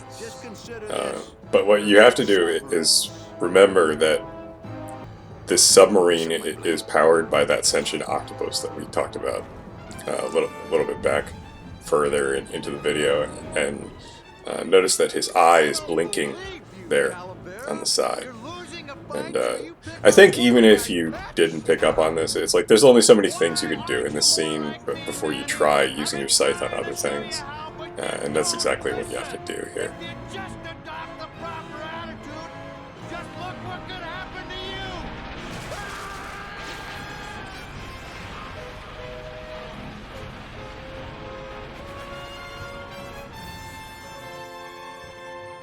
So the Angelitos save him, and it's a happily ever after for everybody, for now. And there's kind of like a little bit of a gap here where you have to kind of infer what happened. You know, they leave the boat at Puerto Sabato, which you never see in the story. It's just kind of this thing that you have to take for granted. I guess Zapato means like shoes or sneakers or something. I would have to look that up, but it's like something silly, and there's a few other things that are like kind of silly in this game like that. There's just like Spanish names and words that you take for granted, but it's not really like anything serious. Waiting room number 2. Next.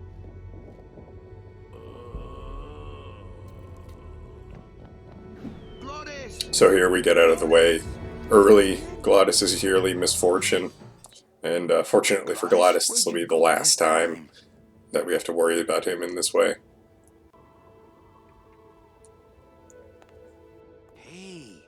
This is the last stop that the train makes, the number 9, and here you find out that these guys are pretty on the ball about figuring out whose tickets are counterfeit, and they kind of do this in real time, as you're going to see here in a moment. Here is where I think I spoke about before. You can see a little cameo from somebody in a previous year, and you're actually going to see several of those kinds of cameos, because year 4 is really like it's not like a retread. This is a good example. This is an example of backtracking in video games done well. This is where it's meaningful, where it invokes like a certain, not really nostalgia, because you kind of assumedly played the previous segments, you know, like in the previous few days, rather than like years as it is in this game, but the callbacks are clever. That they're like the tone of everything is different in notable ways. It's just it's really nice. It's mostly going to be year one because the story has to come full circle, but there's also some parts of year two. Not so much year three because you just played it, so you don't really need to go back to it so much. But there's like I think I'll probably cut it out. But if you walk into the train station here, you can find Chipito, who was just in the previous segment, and I think I already stated that I kind of find this character a little bit annoying. So it's not really something that I care about too much. And I think in a couple of playthroughs, I did not realize that he was even in here, and that you can have this little goodbye with him, so to speak. But it's like, I mean, it's kind of funny. You can see him walking around in this little shallow pool here, and it's just to show that you can take the fish out of the water, but you can't take the water out of the fish, or however that saying goes. Yeah. But more importantly, what you have to do is stumble into this little garage here, where all of these little tiny demon Glottis-like figures are, and they're like, little mechanics or whatever, and so they recognize Glottis as almost like this godlike figure among them, which I don't know if that implies that Glottis is just like an overgrown version of one of these guys, or if perhaps he really is some sort of unheralded deity among them, or what have you. I prefer to think that he's just like the Andre the Giant of these guys. But it's funny either way. There's like they work on the trolleys here, and basically you learn here that Glottis must always be around like grease and oil and like motor vehicles and everything in order to survive. Which explains why he's so crazy for tinkering on automobiles and just going fast and everything. And they're saying that he has been without all of these things for so long, just trudging across the tundra and everything, that he has to go unbelievably fast at this point in order to be able to save him at all. So, as with year 3, this is sort of like an introductory puzzle. There's only so many things you can interact with, and one of the key things you have to do is head outside, and you find out this is where all of those people that you ship off from the Department of the Dead end up. They just, get thrown out of the back of these trucks or like hearses, I guess they would be, and they're expected to pop out of these coffins and just walk up in the freezing cold. Although I'm not sure, with the absence of skin, it probably doesn't matter much. But this is like, see, this is a great little callback here. You get handed the mug that Manny gave him somewhat condescendingly, and again, like something from a previous puzzle or like a previous scene comes into play here, because you got to recall that way back at the beginning, when Manny grabbed that fire extinguisher, or like if you had already grabbed it, he pulls it out and tries to spray it to put out the fire as the tube mechanic is working on the tube shifter. He tells you that it's a magnesium compound fire extinguisher, and if you spray it on the packing foam, it'll blow up the whole building. So what you do is you go into this like funny little office here, which I absolutely love this office, because if you've ever worked in an office, I guess mainly in like, I don't know if this is like culture specific, like if this is just how like kind of, American offices are, or I'm sure it's universal, but you know, it's just like there's a crappy like toaster that probably nobody has cleaned.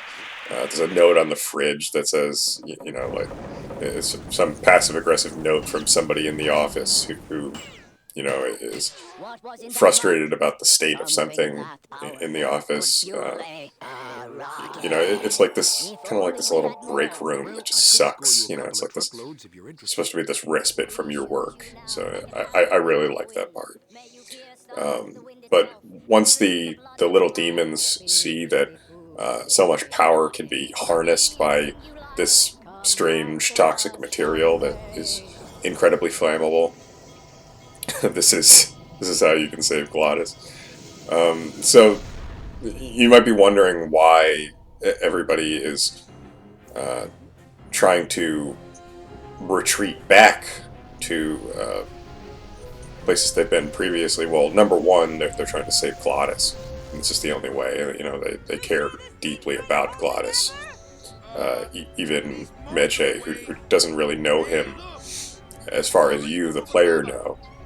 But there's these little parts that you can uncover through dialogue that show that those two have bonded in the past year as well, kind of off screen, which is nice.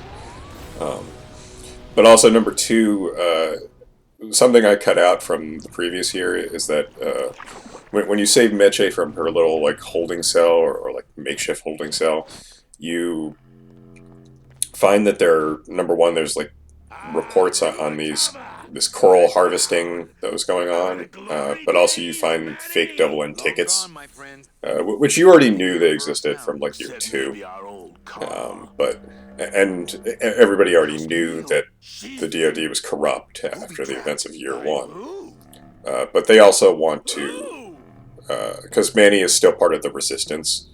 So I guess he feels some sort of sense of duty as well. So this part was also alluded to back in dialogue with, I think, Domino. He kind of makes this grim little statement about the state of the bone wagon. And, you know, it's kind of like a transparent little trap. But it's funny. It's clever. And I guess this is also sort of almost like an introductory puzzle, or rather, it's like the outro to year 2.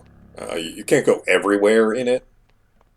You can kind of explore many of the same areas. You can't extend that bridge over next to Glottis that previously you could extend, which is that's why that bridge exists at all. Because in year 2, it kind of seems pointless. It's like, oh, okay, there's this little bridge and you can extend it so you can reach this other area. Why does that need to be there? Well, it's because, you know, they don't want you going too far in year 4 here. And here, I actually got like a Steam achievement that I didn't previously.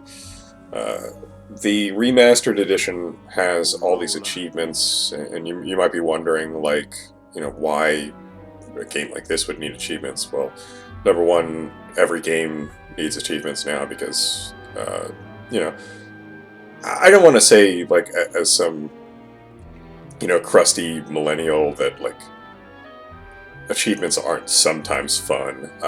In the case of Grim Fandango here, I actually, like, reading through the list of achievements, I realized that there were some little Easter eggs that I didn't know about, and while it's better to discover them organically, it's also, like, nice after, like, a couple more playthroughs, just looking it over and seeing what else that you maybe never discovered. So that there's one there if you go back and reminisce about Lola. But what you need to do is, number one, head over here to the blue casket, and you can get some of the like slop here, or rather, you can just know that it is here. You can't exactly pick it up. I don't need the hernia. Not here.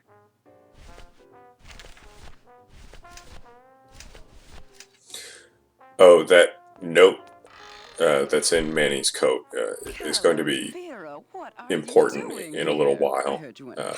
You get delivered a threatening note from Hector LeMans when you're like standing at the beginning of year 4 from one of his, creepy crows. So that probably the most important event here is that you encounter Olivia here again, and she's like, "Yeah, I'll come with you." And it's kind of just like, it's one of those moments like in like say Final Fantasy VII when Ketchi forces itself into your party and you're just like, okay, this is one of those moments I feel like where it's like, okay, well, why does Olivia want to come along with you? Because she does, and nobody really raises an eyebrow. So I mean, that's just kind of a funny thing that's like unique to games from the 90s, I feel like. Another thing you have to do is head over and talk to Velasco here, and this isn't a conversation that you can miss, and yet still I somehow didn't put together that that's his ship that you commandeer at the end of year 3. But once he walks away, you can take his little ship in a bottle that he's been working on since year 2. And notice actually there's the moon in the corner of the screen there is like a skull. And I think there's another one of those achievements if you look at it. I don't think I do so here, but you can inspect a few things around Rubicava. Some of them are like the same as when you were there before.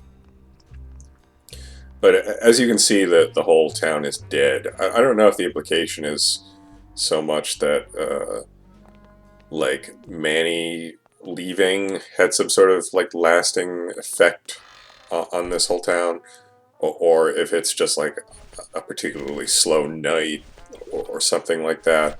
I mean, obviously the real reason I think is just that like they didn't want the player to get too sidetracked. They didn't want to bog this part down in too many useless conversations, even though, like, Easter eggs and like, little conversations are kind of the backbone of this whole sort of game. But it was probably just too much work for kind of a section of the game that they didn't want to focus on too hard.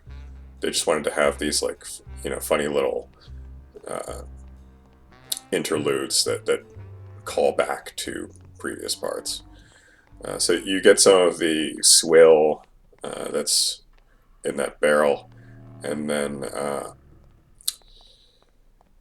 I guess you don't have to go back to... What's that? I'm kind of misremembering when you get certain items in this game. I'm not sure if we have a particular item yet, but the first thing you got to do is give the swill to Galatis, and as we know, he has problems with drinking, and this incites him to go run and drink the entire vat, or not a vat, but barrel of lumbago lemonade. Don't worry, this won't take long.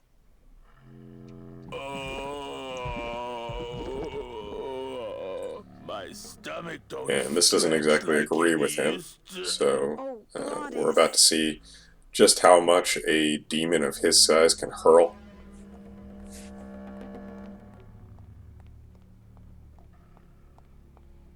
So what is that stuff they pack canned hams in anyway?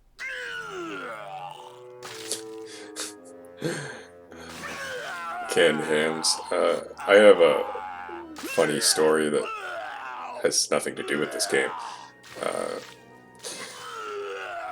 Where I live, maybe like 10 years ago, there was a hurricane that knocked out power along the coast for several days. And there was just nothing to do, and a lot of places weren't open, especially places where you could get like good, real food. And I went to a dollar store when I walked there. It might not have been during a hurricane, it might have been during a snowstorm, like an especially bad blizzard. now that I think about it. But it was during, you know, some sort of like minor natural disaster like that, and like I just went out walking because I couldn't drive my car either because like trees were down or because it was snowing, one of the two. That part doesn't matter. But I went to a dollar store and I bought a bunch of like absolute garbage. You know, like if you've ever been to a dollar store, you know what I'm talking about. It's like you're not getting gourmet food there, even more so than like your average crappy convenience store. And one of the things I bought was Spam. Like, I had never had Spam, but it's just like the saltiest, like, pork byproduct. It's just awful. So, you know, when Manny invokes that kind of thing in order to make Glottis vomit, it's like, I feel that, honestly. But the other thing you have to do here is you go into Toto's tattoo parlor and you can you can speak to Manny's, you know, like ex-girlfriend or whatever here, and she's still mad. And you look in the cabinet here eventually, and there's a bottle of liquid nitrogen, which I don't know what purpose that serves for a tattoo parlor. I'm sure it's a real thing, and not just like a random thing that they decided to deposit in the most fitting part. I'm sure it is actually of some use in this kind of setting. But apparently this little bottle is enough such that you can head back over to Glottis's pool of vomit and freeze it. Which it doesn't really make a ton of sense, I suppose. Maybe it does in theory, but I think it's like an intuitive enough puzzle that it's like not offensive to point and click adventure game senses. It's not like you know, taking a like a rubber ducky inner tube and mixing it with a clamp and like 2 other items and then lowering it into a train track to grab a key. You know, nothing like that. Soon to be known as the blown wagon. Hey, that's not funny! Make things easier if I could. I'd better disarm her first. Fiendish. Well, here goes nothing.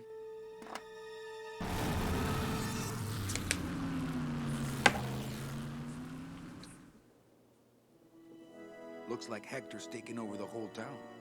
He hasn't had much resistance. There's only one small group who oppose him, and they live out on the... And here we are in El Marro, and this is where it all began. And as you can see, Hector has turned the town into some sort of, you know, like Rubicava on steroids, basically. And you meet back up with all your old pals, and you know, you see how they've grown. What once was just Salvador, Manny, Ava, and a couple of pigeons is now basically a small army. And here is the red shirt or red scarf, as it may be, and he's been sprouted, signifying that these guys are no longer completely undercover. You know, Hector's empire now would seem to be aware of their existence quite acutely, and perhaps that is notable in some way. But this little twerp here who runs like a flower shop is this is, I think I cut out the entire segment or part of it with the Mortician from year 2. Maybe I did, maybe I didn't, but I'll just go over it again anyway. The Mortician from that segment explains that you do this sort of thing and for too long and you kind of go crazy in so many words. And like this dude Bowsley here is kind of like the embodiment of what happens to these guys when they focus too much on the implications of like how sprouting or like shootings in this universe work, such that like, you know, it's ostensibly this like, you know, beautiful, like, you know, it's flowering, you know, it's taking this thing that should be beautiful and turning it into something well, grim. As far as I'm concerned, she is the And it has caused Bowsley to kind of lose his mind more than a little bit. And when I was young, I didn't get the connection here and how it's supposed to play into the puzzles here.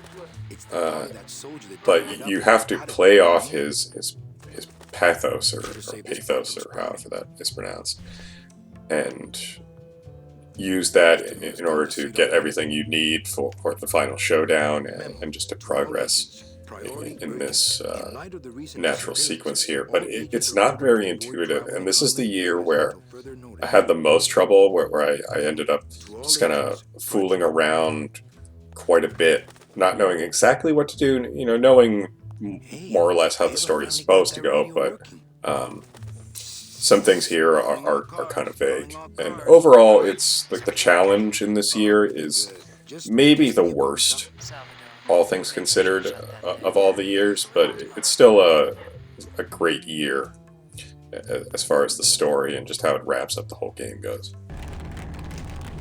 I cut out quite a bit of abstract questing here, but basically the idea is you can make your way into this like backstage area where notably right now the only thing that you need from there is like a snowmaker, and you can use the arm from the LSA agent that almost died and make it into a bone grinder. And then what you do is you take the note that you got at the beginning of year 4 and you give it to one of the carrier pigeons, and it goes and finds Bowsley and makes it seem like the nasty note that Hector gave to Manny is actually for Bowsley, and that plays off his mental illness. So he leaves a trail of Spratella, which is like, you know, liquid, it's basically like ammo or like fertilizer or something for you know, sprout guns and stuff. Like it's like liquid, you know, it's dangerous stuff. And he leaves a trail behind as he's running, and then you have to use the bone grinder because the bone fragments, you know, will sprout when it finds the otherwise invisible Sproutella. And in that way you can track him, and you make your way to this area with a crocodile, and you have to do this little puzzle with the bone wagon that's kind of stupid, where you trap its tail underneath the bone wagon using its hydraulics. So it's like, it sounds more interesting than it really is. There's kind of just a lot of fiddling around. It's probably my least favorite part in the game, I would say. But you make it here, and this is what I was talking about, where you have to kind of play into his mental illness in like kind of a clever way. And I do see what they were going for, but it's like sort of the kind of thing where you have to make like an educated guess, and it doesn't feel that great. The idea here is you get rid of this little thing that muffles the bell on his shop, and that way when you exit and re-enter, it makes the bell ring, and that like takes Bowsley back to this mental state where he's just like, you know, a random like flower shop owner now, rather than Hector's, you know, consigned, or whatever the word I'm trying to find here is, like, you know, slave or minion. So that's like, you know, a bit of weirdly clever storytelling. I just don't know that it makes for a great gameplay segment. And then you head back to this like backstage area which is like, you know, I don't really know why it's accessible from the sewers necessarily. I guess it's just showing how poor the infrastructure is and how seedy El Marrow is, and has been for many years. And you're going to see some of the characters here that I cut over, which is you can see the entrance to one of the casinos of El Marrow over here, and you can't go in there yet because you have to go in and meet these characters here who are like this like Johnny Thunder character, which I feel like is some reference that I'm missing. I know that there's a Kinks song called Johnny Thunder and a punk musician named Johnny Thunders. God rest his soul. But what you have to do is eventually you just you cannot threaten them with the gun, unfortunately, but you take the jug of coffee over on the side here and you can dump it on them, which causes one of them to run away, which is, you know, means that once you enter the makeup room on the side there, that means that the makeup artist in there will give Manny the same makeup because now they're down a guy, and then you can enter the casino because otherwise Manny would be recognized by Hector and his goons, and that wouldn't be good. So there's the logic there. Again, kind of a reach. I don't know that I would have written it that way myself, but then again, what do I know? Once you're in the casino, you meet up with Meche, who is cleverly trying to pull one over on Chow Chill Charlie here. She's like fake flirting with him to get them to where they need to be. And he won't budge from where he is until he wins big. So what you have to do is, you know, get him tied up in this little conundrum here, and then you talk to this guy who is the guy who nearly died at the beginning of this segment, who now is just like a head and an arm, and he can climb up into this machine to rip off Hector's machine, and that causes, you know, Chow Chilla Charlie to be like, ooh, I won big, and then he changes into his toga, and then you can take his suit.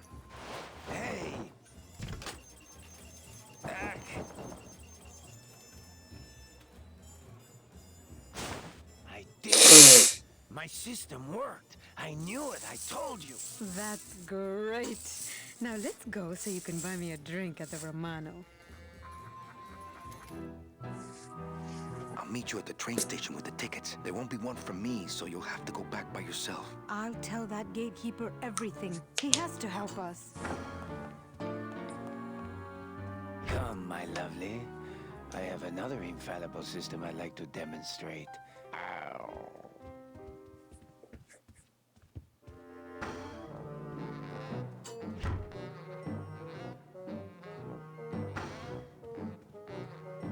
Little tight in the shoulders, but at least it doesn't reek of sled dog.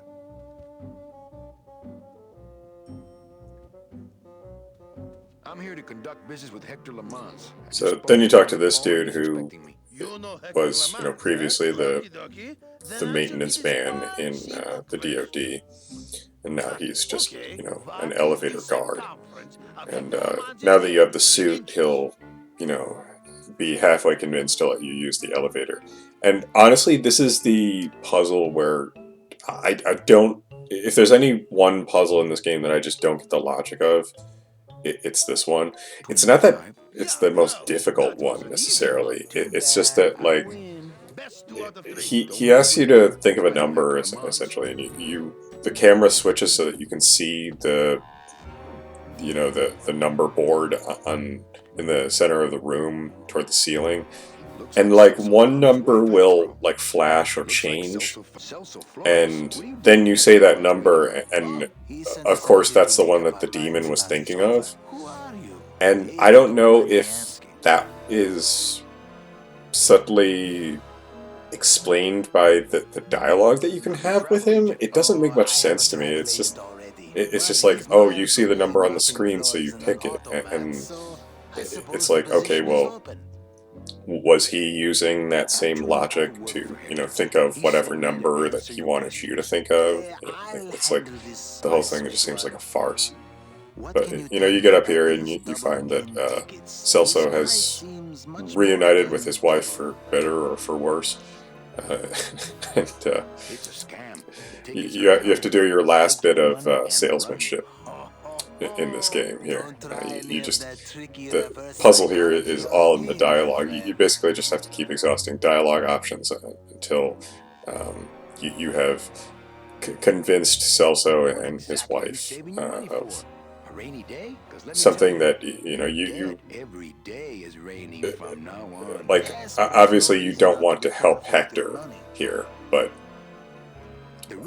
number one, the idea is just that it's to hammer home that Manny is in fact a gifted salesman, and you know, everything that happened to him when he was at the DoD was just things that were out of his own control. And number two, it catches the attention of Hector. I remember thinking that I actually wanted to exhaust more of the dialogue options here, but it's one of those ones where you can kind of like stumble into the correct options here. And that's exactly what happened to me. From the worst vacation I've ever had. Actually, I just got back from quite an adventure myself, so... Well, I'm sure you've seen flying spiders and flaming beavers, but trust me, it gets worse. You see, I've been to the edge of the world and back. I had no idea traveling the land of the dead was so fraught with peril. Now, how much would you pay just to skip the whole thing? Darling, come. Let us blow our nest egg together.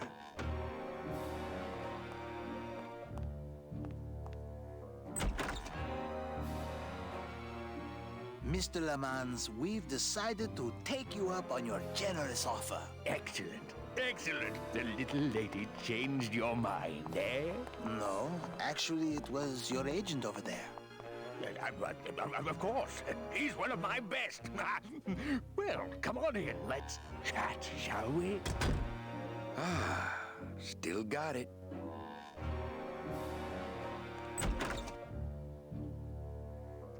This little part here is, I always thought was kind of creepy. It's like you see the big villain of the game just kind of like open up the door and like, you know, kind of like peer out and talk to you.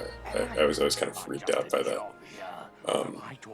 I guess that's just part of the great design and direction of this game. Or perhaps I'm just reading into it somewhat. I never realized until watching this here just how big Hector is compared to anybody else. Not that Manny is very big himself, but this is like a nice little just coming back to, you know, the first screen of the game, basically. You see it in a different light, quite literally. Hector hands you your I guess it's basically a uniform if you think about it, the Grim Reaper costume. And this whole scene is kind of like a, you know, it's almost like watching like a Bond movie or something where somebody just has the opportunity to win right here. You know, he could just shoot Hector right here, but he waits too long, and then this crow gets in the way, and, you know, suddenly Hector is gone. So it's not really poor storytelling so much as it's just kind of like a nod to like an existing established trope of movies, especially from like, you know, movies from like the 70s and back further, you know, into the first part of the 20th century, just, you know, from the inception of the motion picture, basically. A lot of the puzzles from here until the end of the game, which is coming up shortly, are all kind of centered around the same principles. You have to, you know, you're given a gun for the, I guess it's really only the second time, but it's like the third time or so that like Spratella guns play into it's almost like well, I guess it's Chekhov's gun basically. The game keeps having these guns factor into the plot and like inventory puzzles, but never in like a particularly notable way where you like actually end up firing it at somebody. But here you have to think more about just how sprouting works and everything like that. And in this case, you have to... that line is pretty funny. But you have to first sprinkle some more bone powder, and that spends all of it, and then you spackle it, so to speak, and that causes this whole structure to collapse.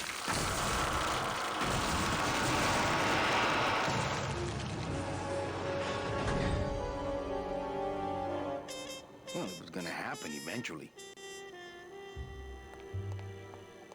Ay, Chihuahua!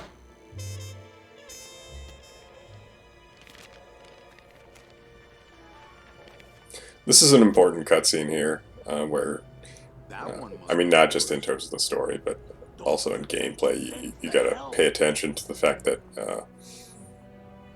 Meche's ticket clung to her.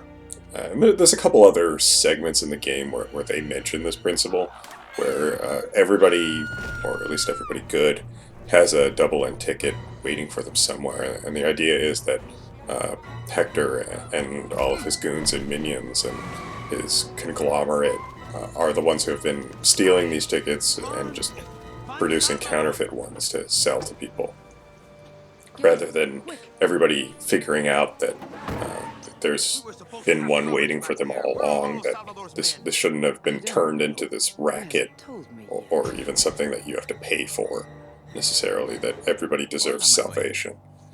And speaking of Sal, this is his unfortunate end here, and you become aware that Olivia is in fact a snake. And, you know, this is like, you read between the lines, and this was here all along. That not so much that she was Hector's girlfriend, which I don't think was necessarily true at the time of like year 2, but that, as Manny says here, she has very bad taste in men. Just that she gets involved with these guys who are like evil, and she doesn't care, and she herself is in fact evil. It's not just the company that she keeps, she is also, you know, a bad, awful person. So this is the final sequence of the game.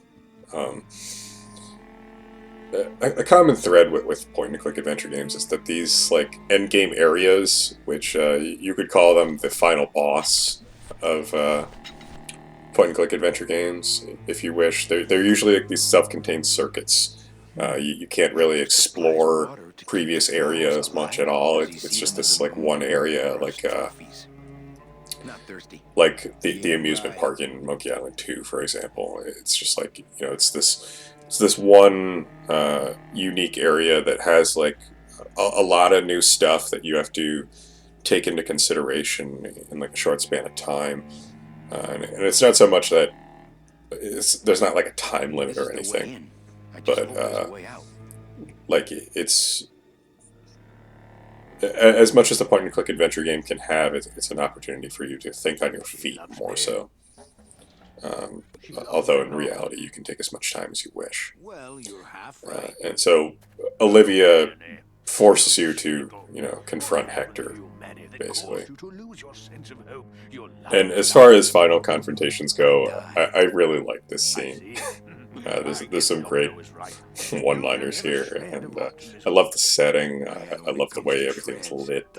It's not like overly dark. It's just everything kind of has this like grime to it, and it's like weird. You know, you have to kind of put the pieces together in your head as to what this place is.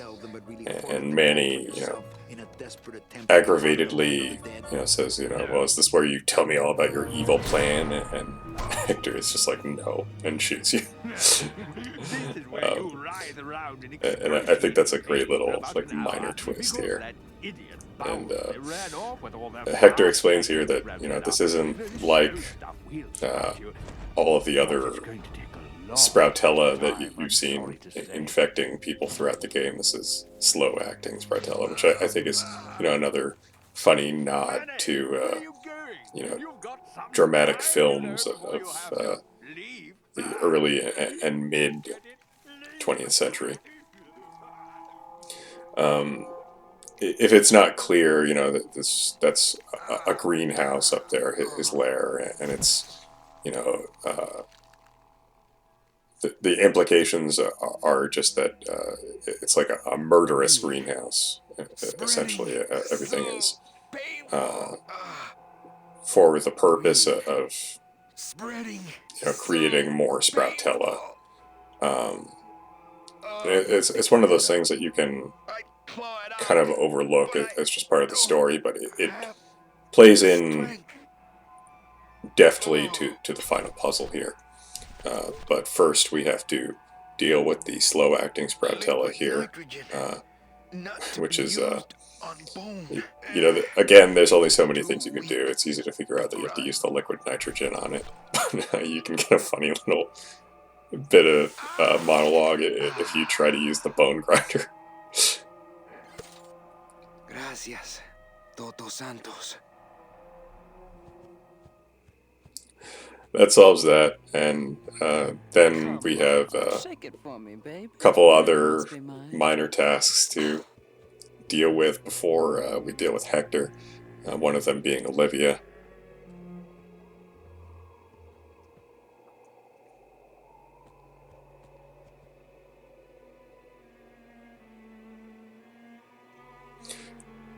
You cannot interact with Olivia, not that that would really be a good idea, but Salvador is still alive because, you know, as long as your head is intact, you know, what good is the rest of the skeleton? There's no organs, per se.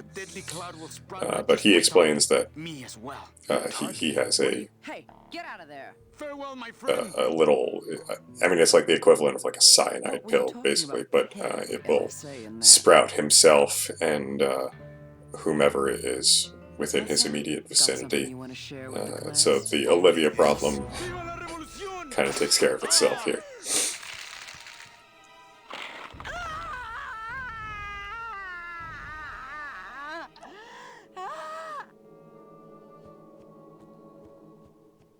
He truly gave his body to the cause. He's fine right where he is, not picking that up. Nothing like the real McCoy. Hey, my scythe. Well, so Salvador's ticket dances over to his, because it's not really his corpse, it's just his head. And that's also, you know, trying to tell you, hey, these tickets might be useful. And so it's amazing how Salvador's you have to infer that the rest of his body is somewhere up here, because the whole idea is that this flower patch, I don't know if it's really a patch, it's kind of like a vast field here, is all made up of Hector's victims. And so Salvador's body must be somewhere in here. And this is kind of like the least satisfying part of this segment, because you just kind of have to fiddle around in the back portion of his greenhouse until you find the spot where his body is. And that is important because the key to the trunk is on his body, because I guess that's his car, not Olivia's, which would make sense since Olivia came with you from Rubicava.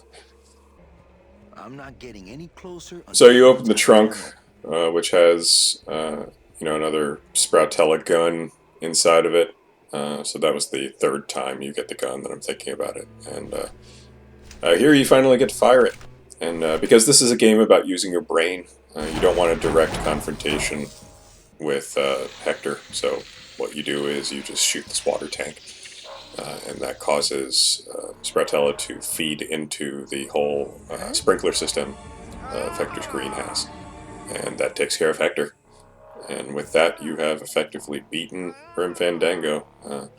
All you really have to do is listen to his screams of agony, and then you still have control. You just have to run up to the greenhouse, basically, and inspect the door, and you'll see what happens. I'll just let the ending sequence play out at maximum volume. Enjoy that, and I'll be back in a moment.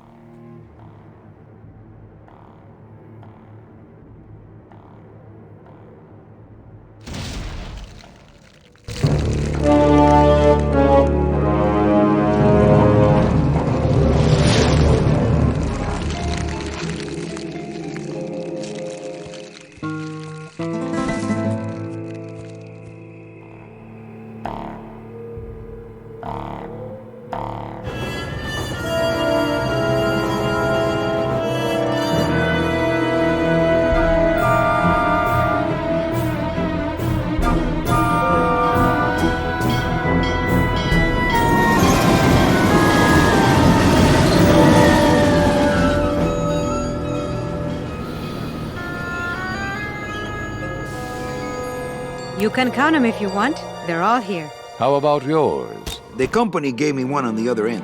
Sort of a retirement present. And, demons ride free, right? Aw, Manny, you know I can't go with you. I'm a spirit of the land and all that. I can't ever leave this world. I guess I got so wrapped up in saving people, I just assumed I'd be able to save you too. Yeah, but I don't need to be saved. I like it here. I'm not all alone in that basement anymore, thanks to you. I got a new job and all these new friends. I'm a big demon success story. So, I guess this is it then. Come here, give me a hug.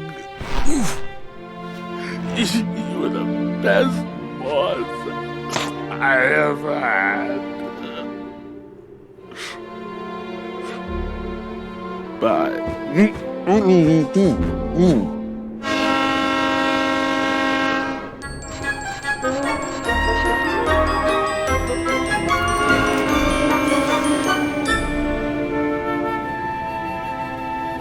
Manny, Yeah? when we get to the next world, What is it, Angel? are we going to be together? You know, sweetheart, if there's one thing I've learned, it's this. Nobody knows what's gonna happen at the end of the line. So you might as well enjoy the trip.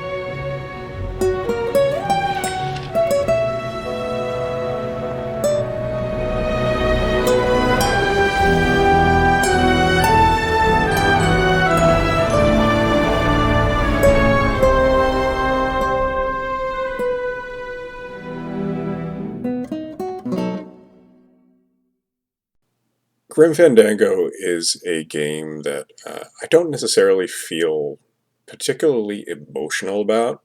It never really tugged at my heartstrings per se, nor did it cause me to reevaluate my life in any way or anything like that. It's something that I enjoyed very much on a cerebral level, even when I was a kid, and I think it was actually important in that way, in how I was able to develop things like a sense of humor, especially the kind of humor that I knew existed within myself, like just dry humor, the kind where you're not necessarily screaming your head off, just using emotion and bombast as ways to get a rise out of people, but just being able to subtly,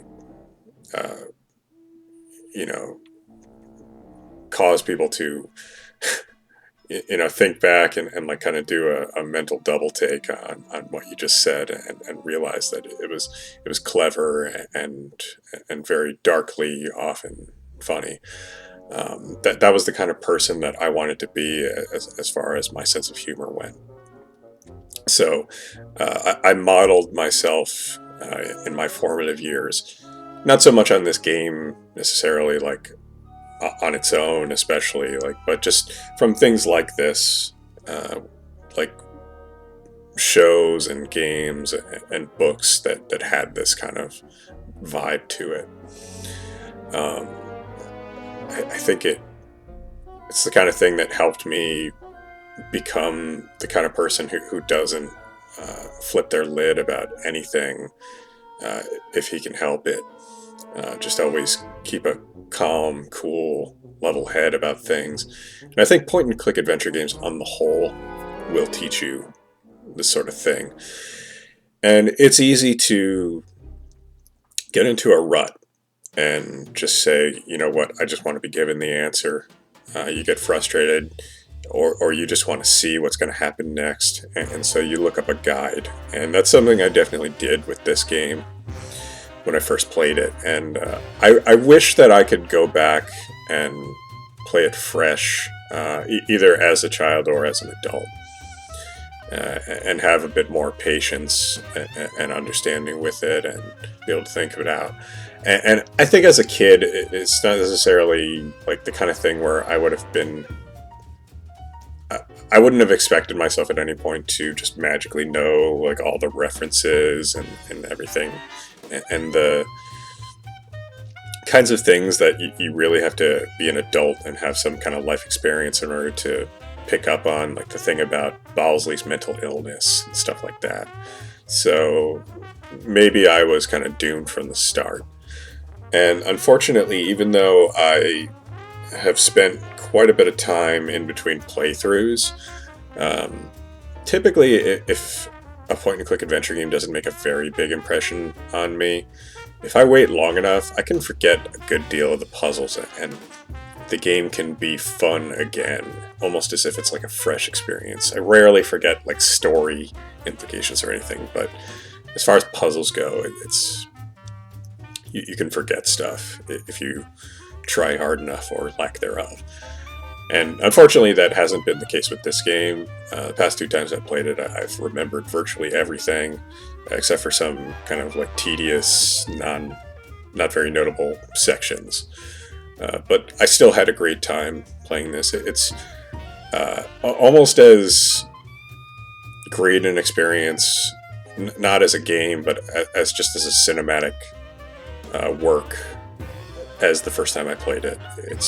It blows me away every time. The quality of the writing, how nothing is really overwrought except when it's doing so just for kind of comedic effect, or just as like a sly reference. I notice something new every time, like I talked about earlier. In this case, I noticed like more than I had ever noticed before, and even like the previous time I played this, I was in like my late 20s, I think. So I was definitely at that point where I had the right mental makeup to notice more stuff, and I didn't until this time, and maybe it had something to do with recording and then going back over the footage and having that in the back of my mind. Or maybe it's just one of those timeless games that you can come back to at any point and get something out of it. And that's why this is like an all-time great game. It has its flaws, especially in terms of gameplay and like kind of like not so much puzzle design. There's not too many BS puzzles in this, I don't think. Some are probably going to disagree with that, but and like some of the ways that movement is handled, things like that. Those things are definitely flaws, and this credits sequence, believe it or not, is actually completely redone. It's not just like a little bit touched up. I prefer the sparse credits of the original, which I contemplated splicing in from like somebody else's footage, but I didn't want to really get into that for a variety of reasons. And I'm sure it lacks some of the people who were involved in the remastered edition, and I wouldn't want to just cut them out of it. Even if, like I said, this is like sort of, in some ways, kind of not a shoddy remaster, but just there's things that could have still used some work. But overall, it's whether you hunt down the original game and patch it and mod it to heck just so you can play it on a modern system, or whether you play the remastered edition, it's just a game that, if you're into like story and art direction and games that are all about how you use your mind rather than your reflexes and everything. If you are interested in any of those things at all, like even just one aspect of that, this is a must-play game, and hopefully it'll help your mind grow the way it made mine grow, and continue to help my mind grow, because I think I'm better for having played it again. And I hope that the next time I play it, because I know there will be a next time, maybe not in the next 5 years even, but sometime I hope to replay this game again. I almost can't wait for it.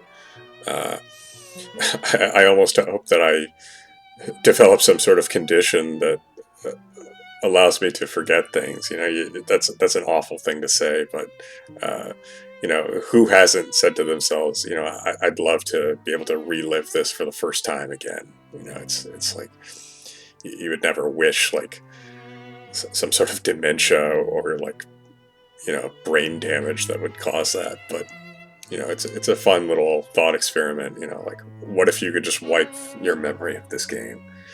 And luckily, this is one of those games that builds upon previous experience and everything, and so you can enjoy it even remembering everything and still be surprised.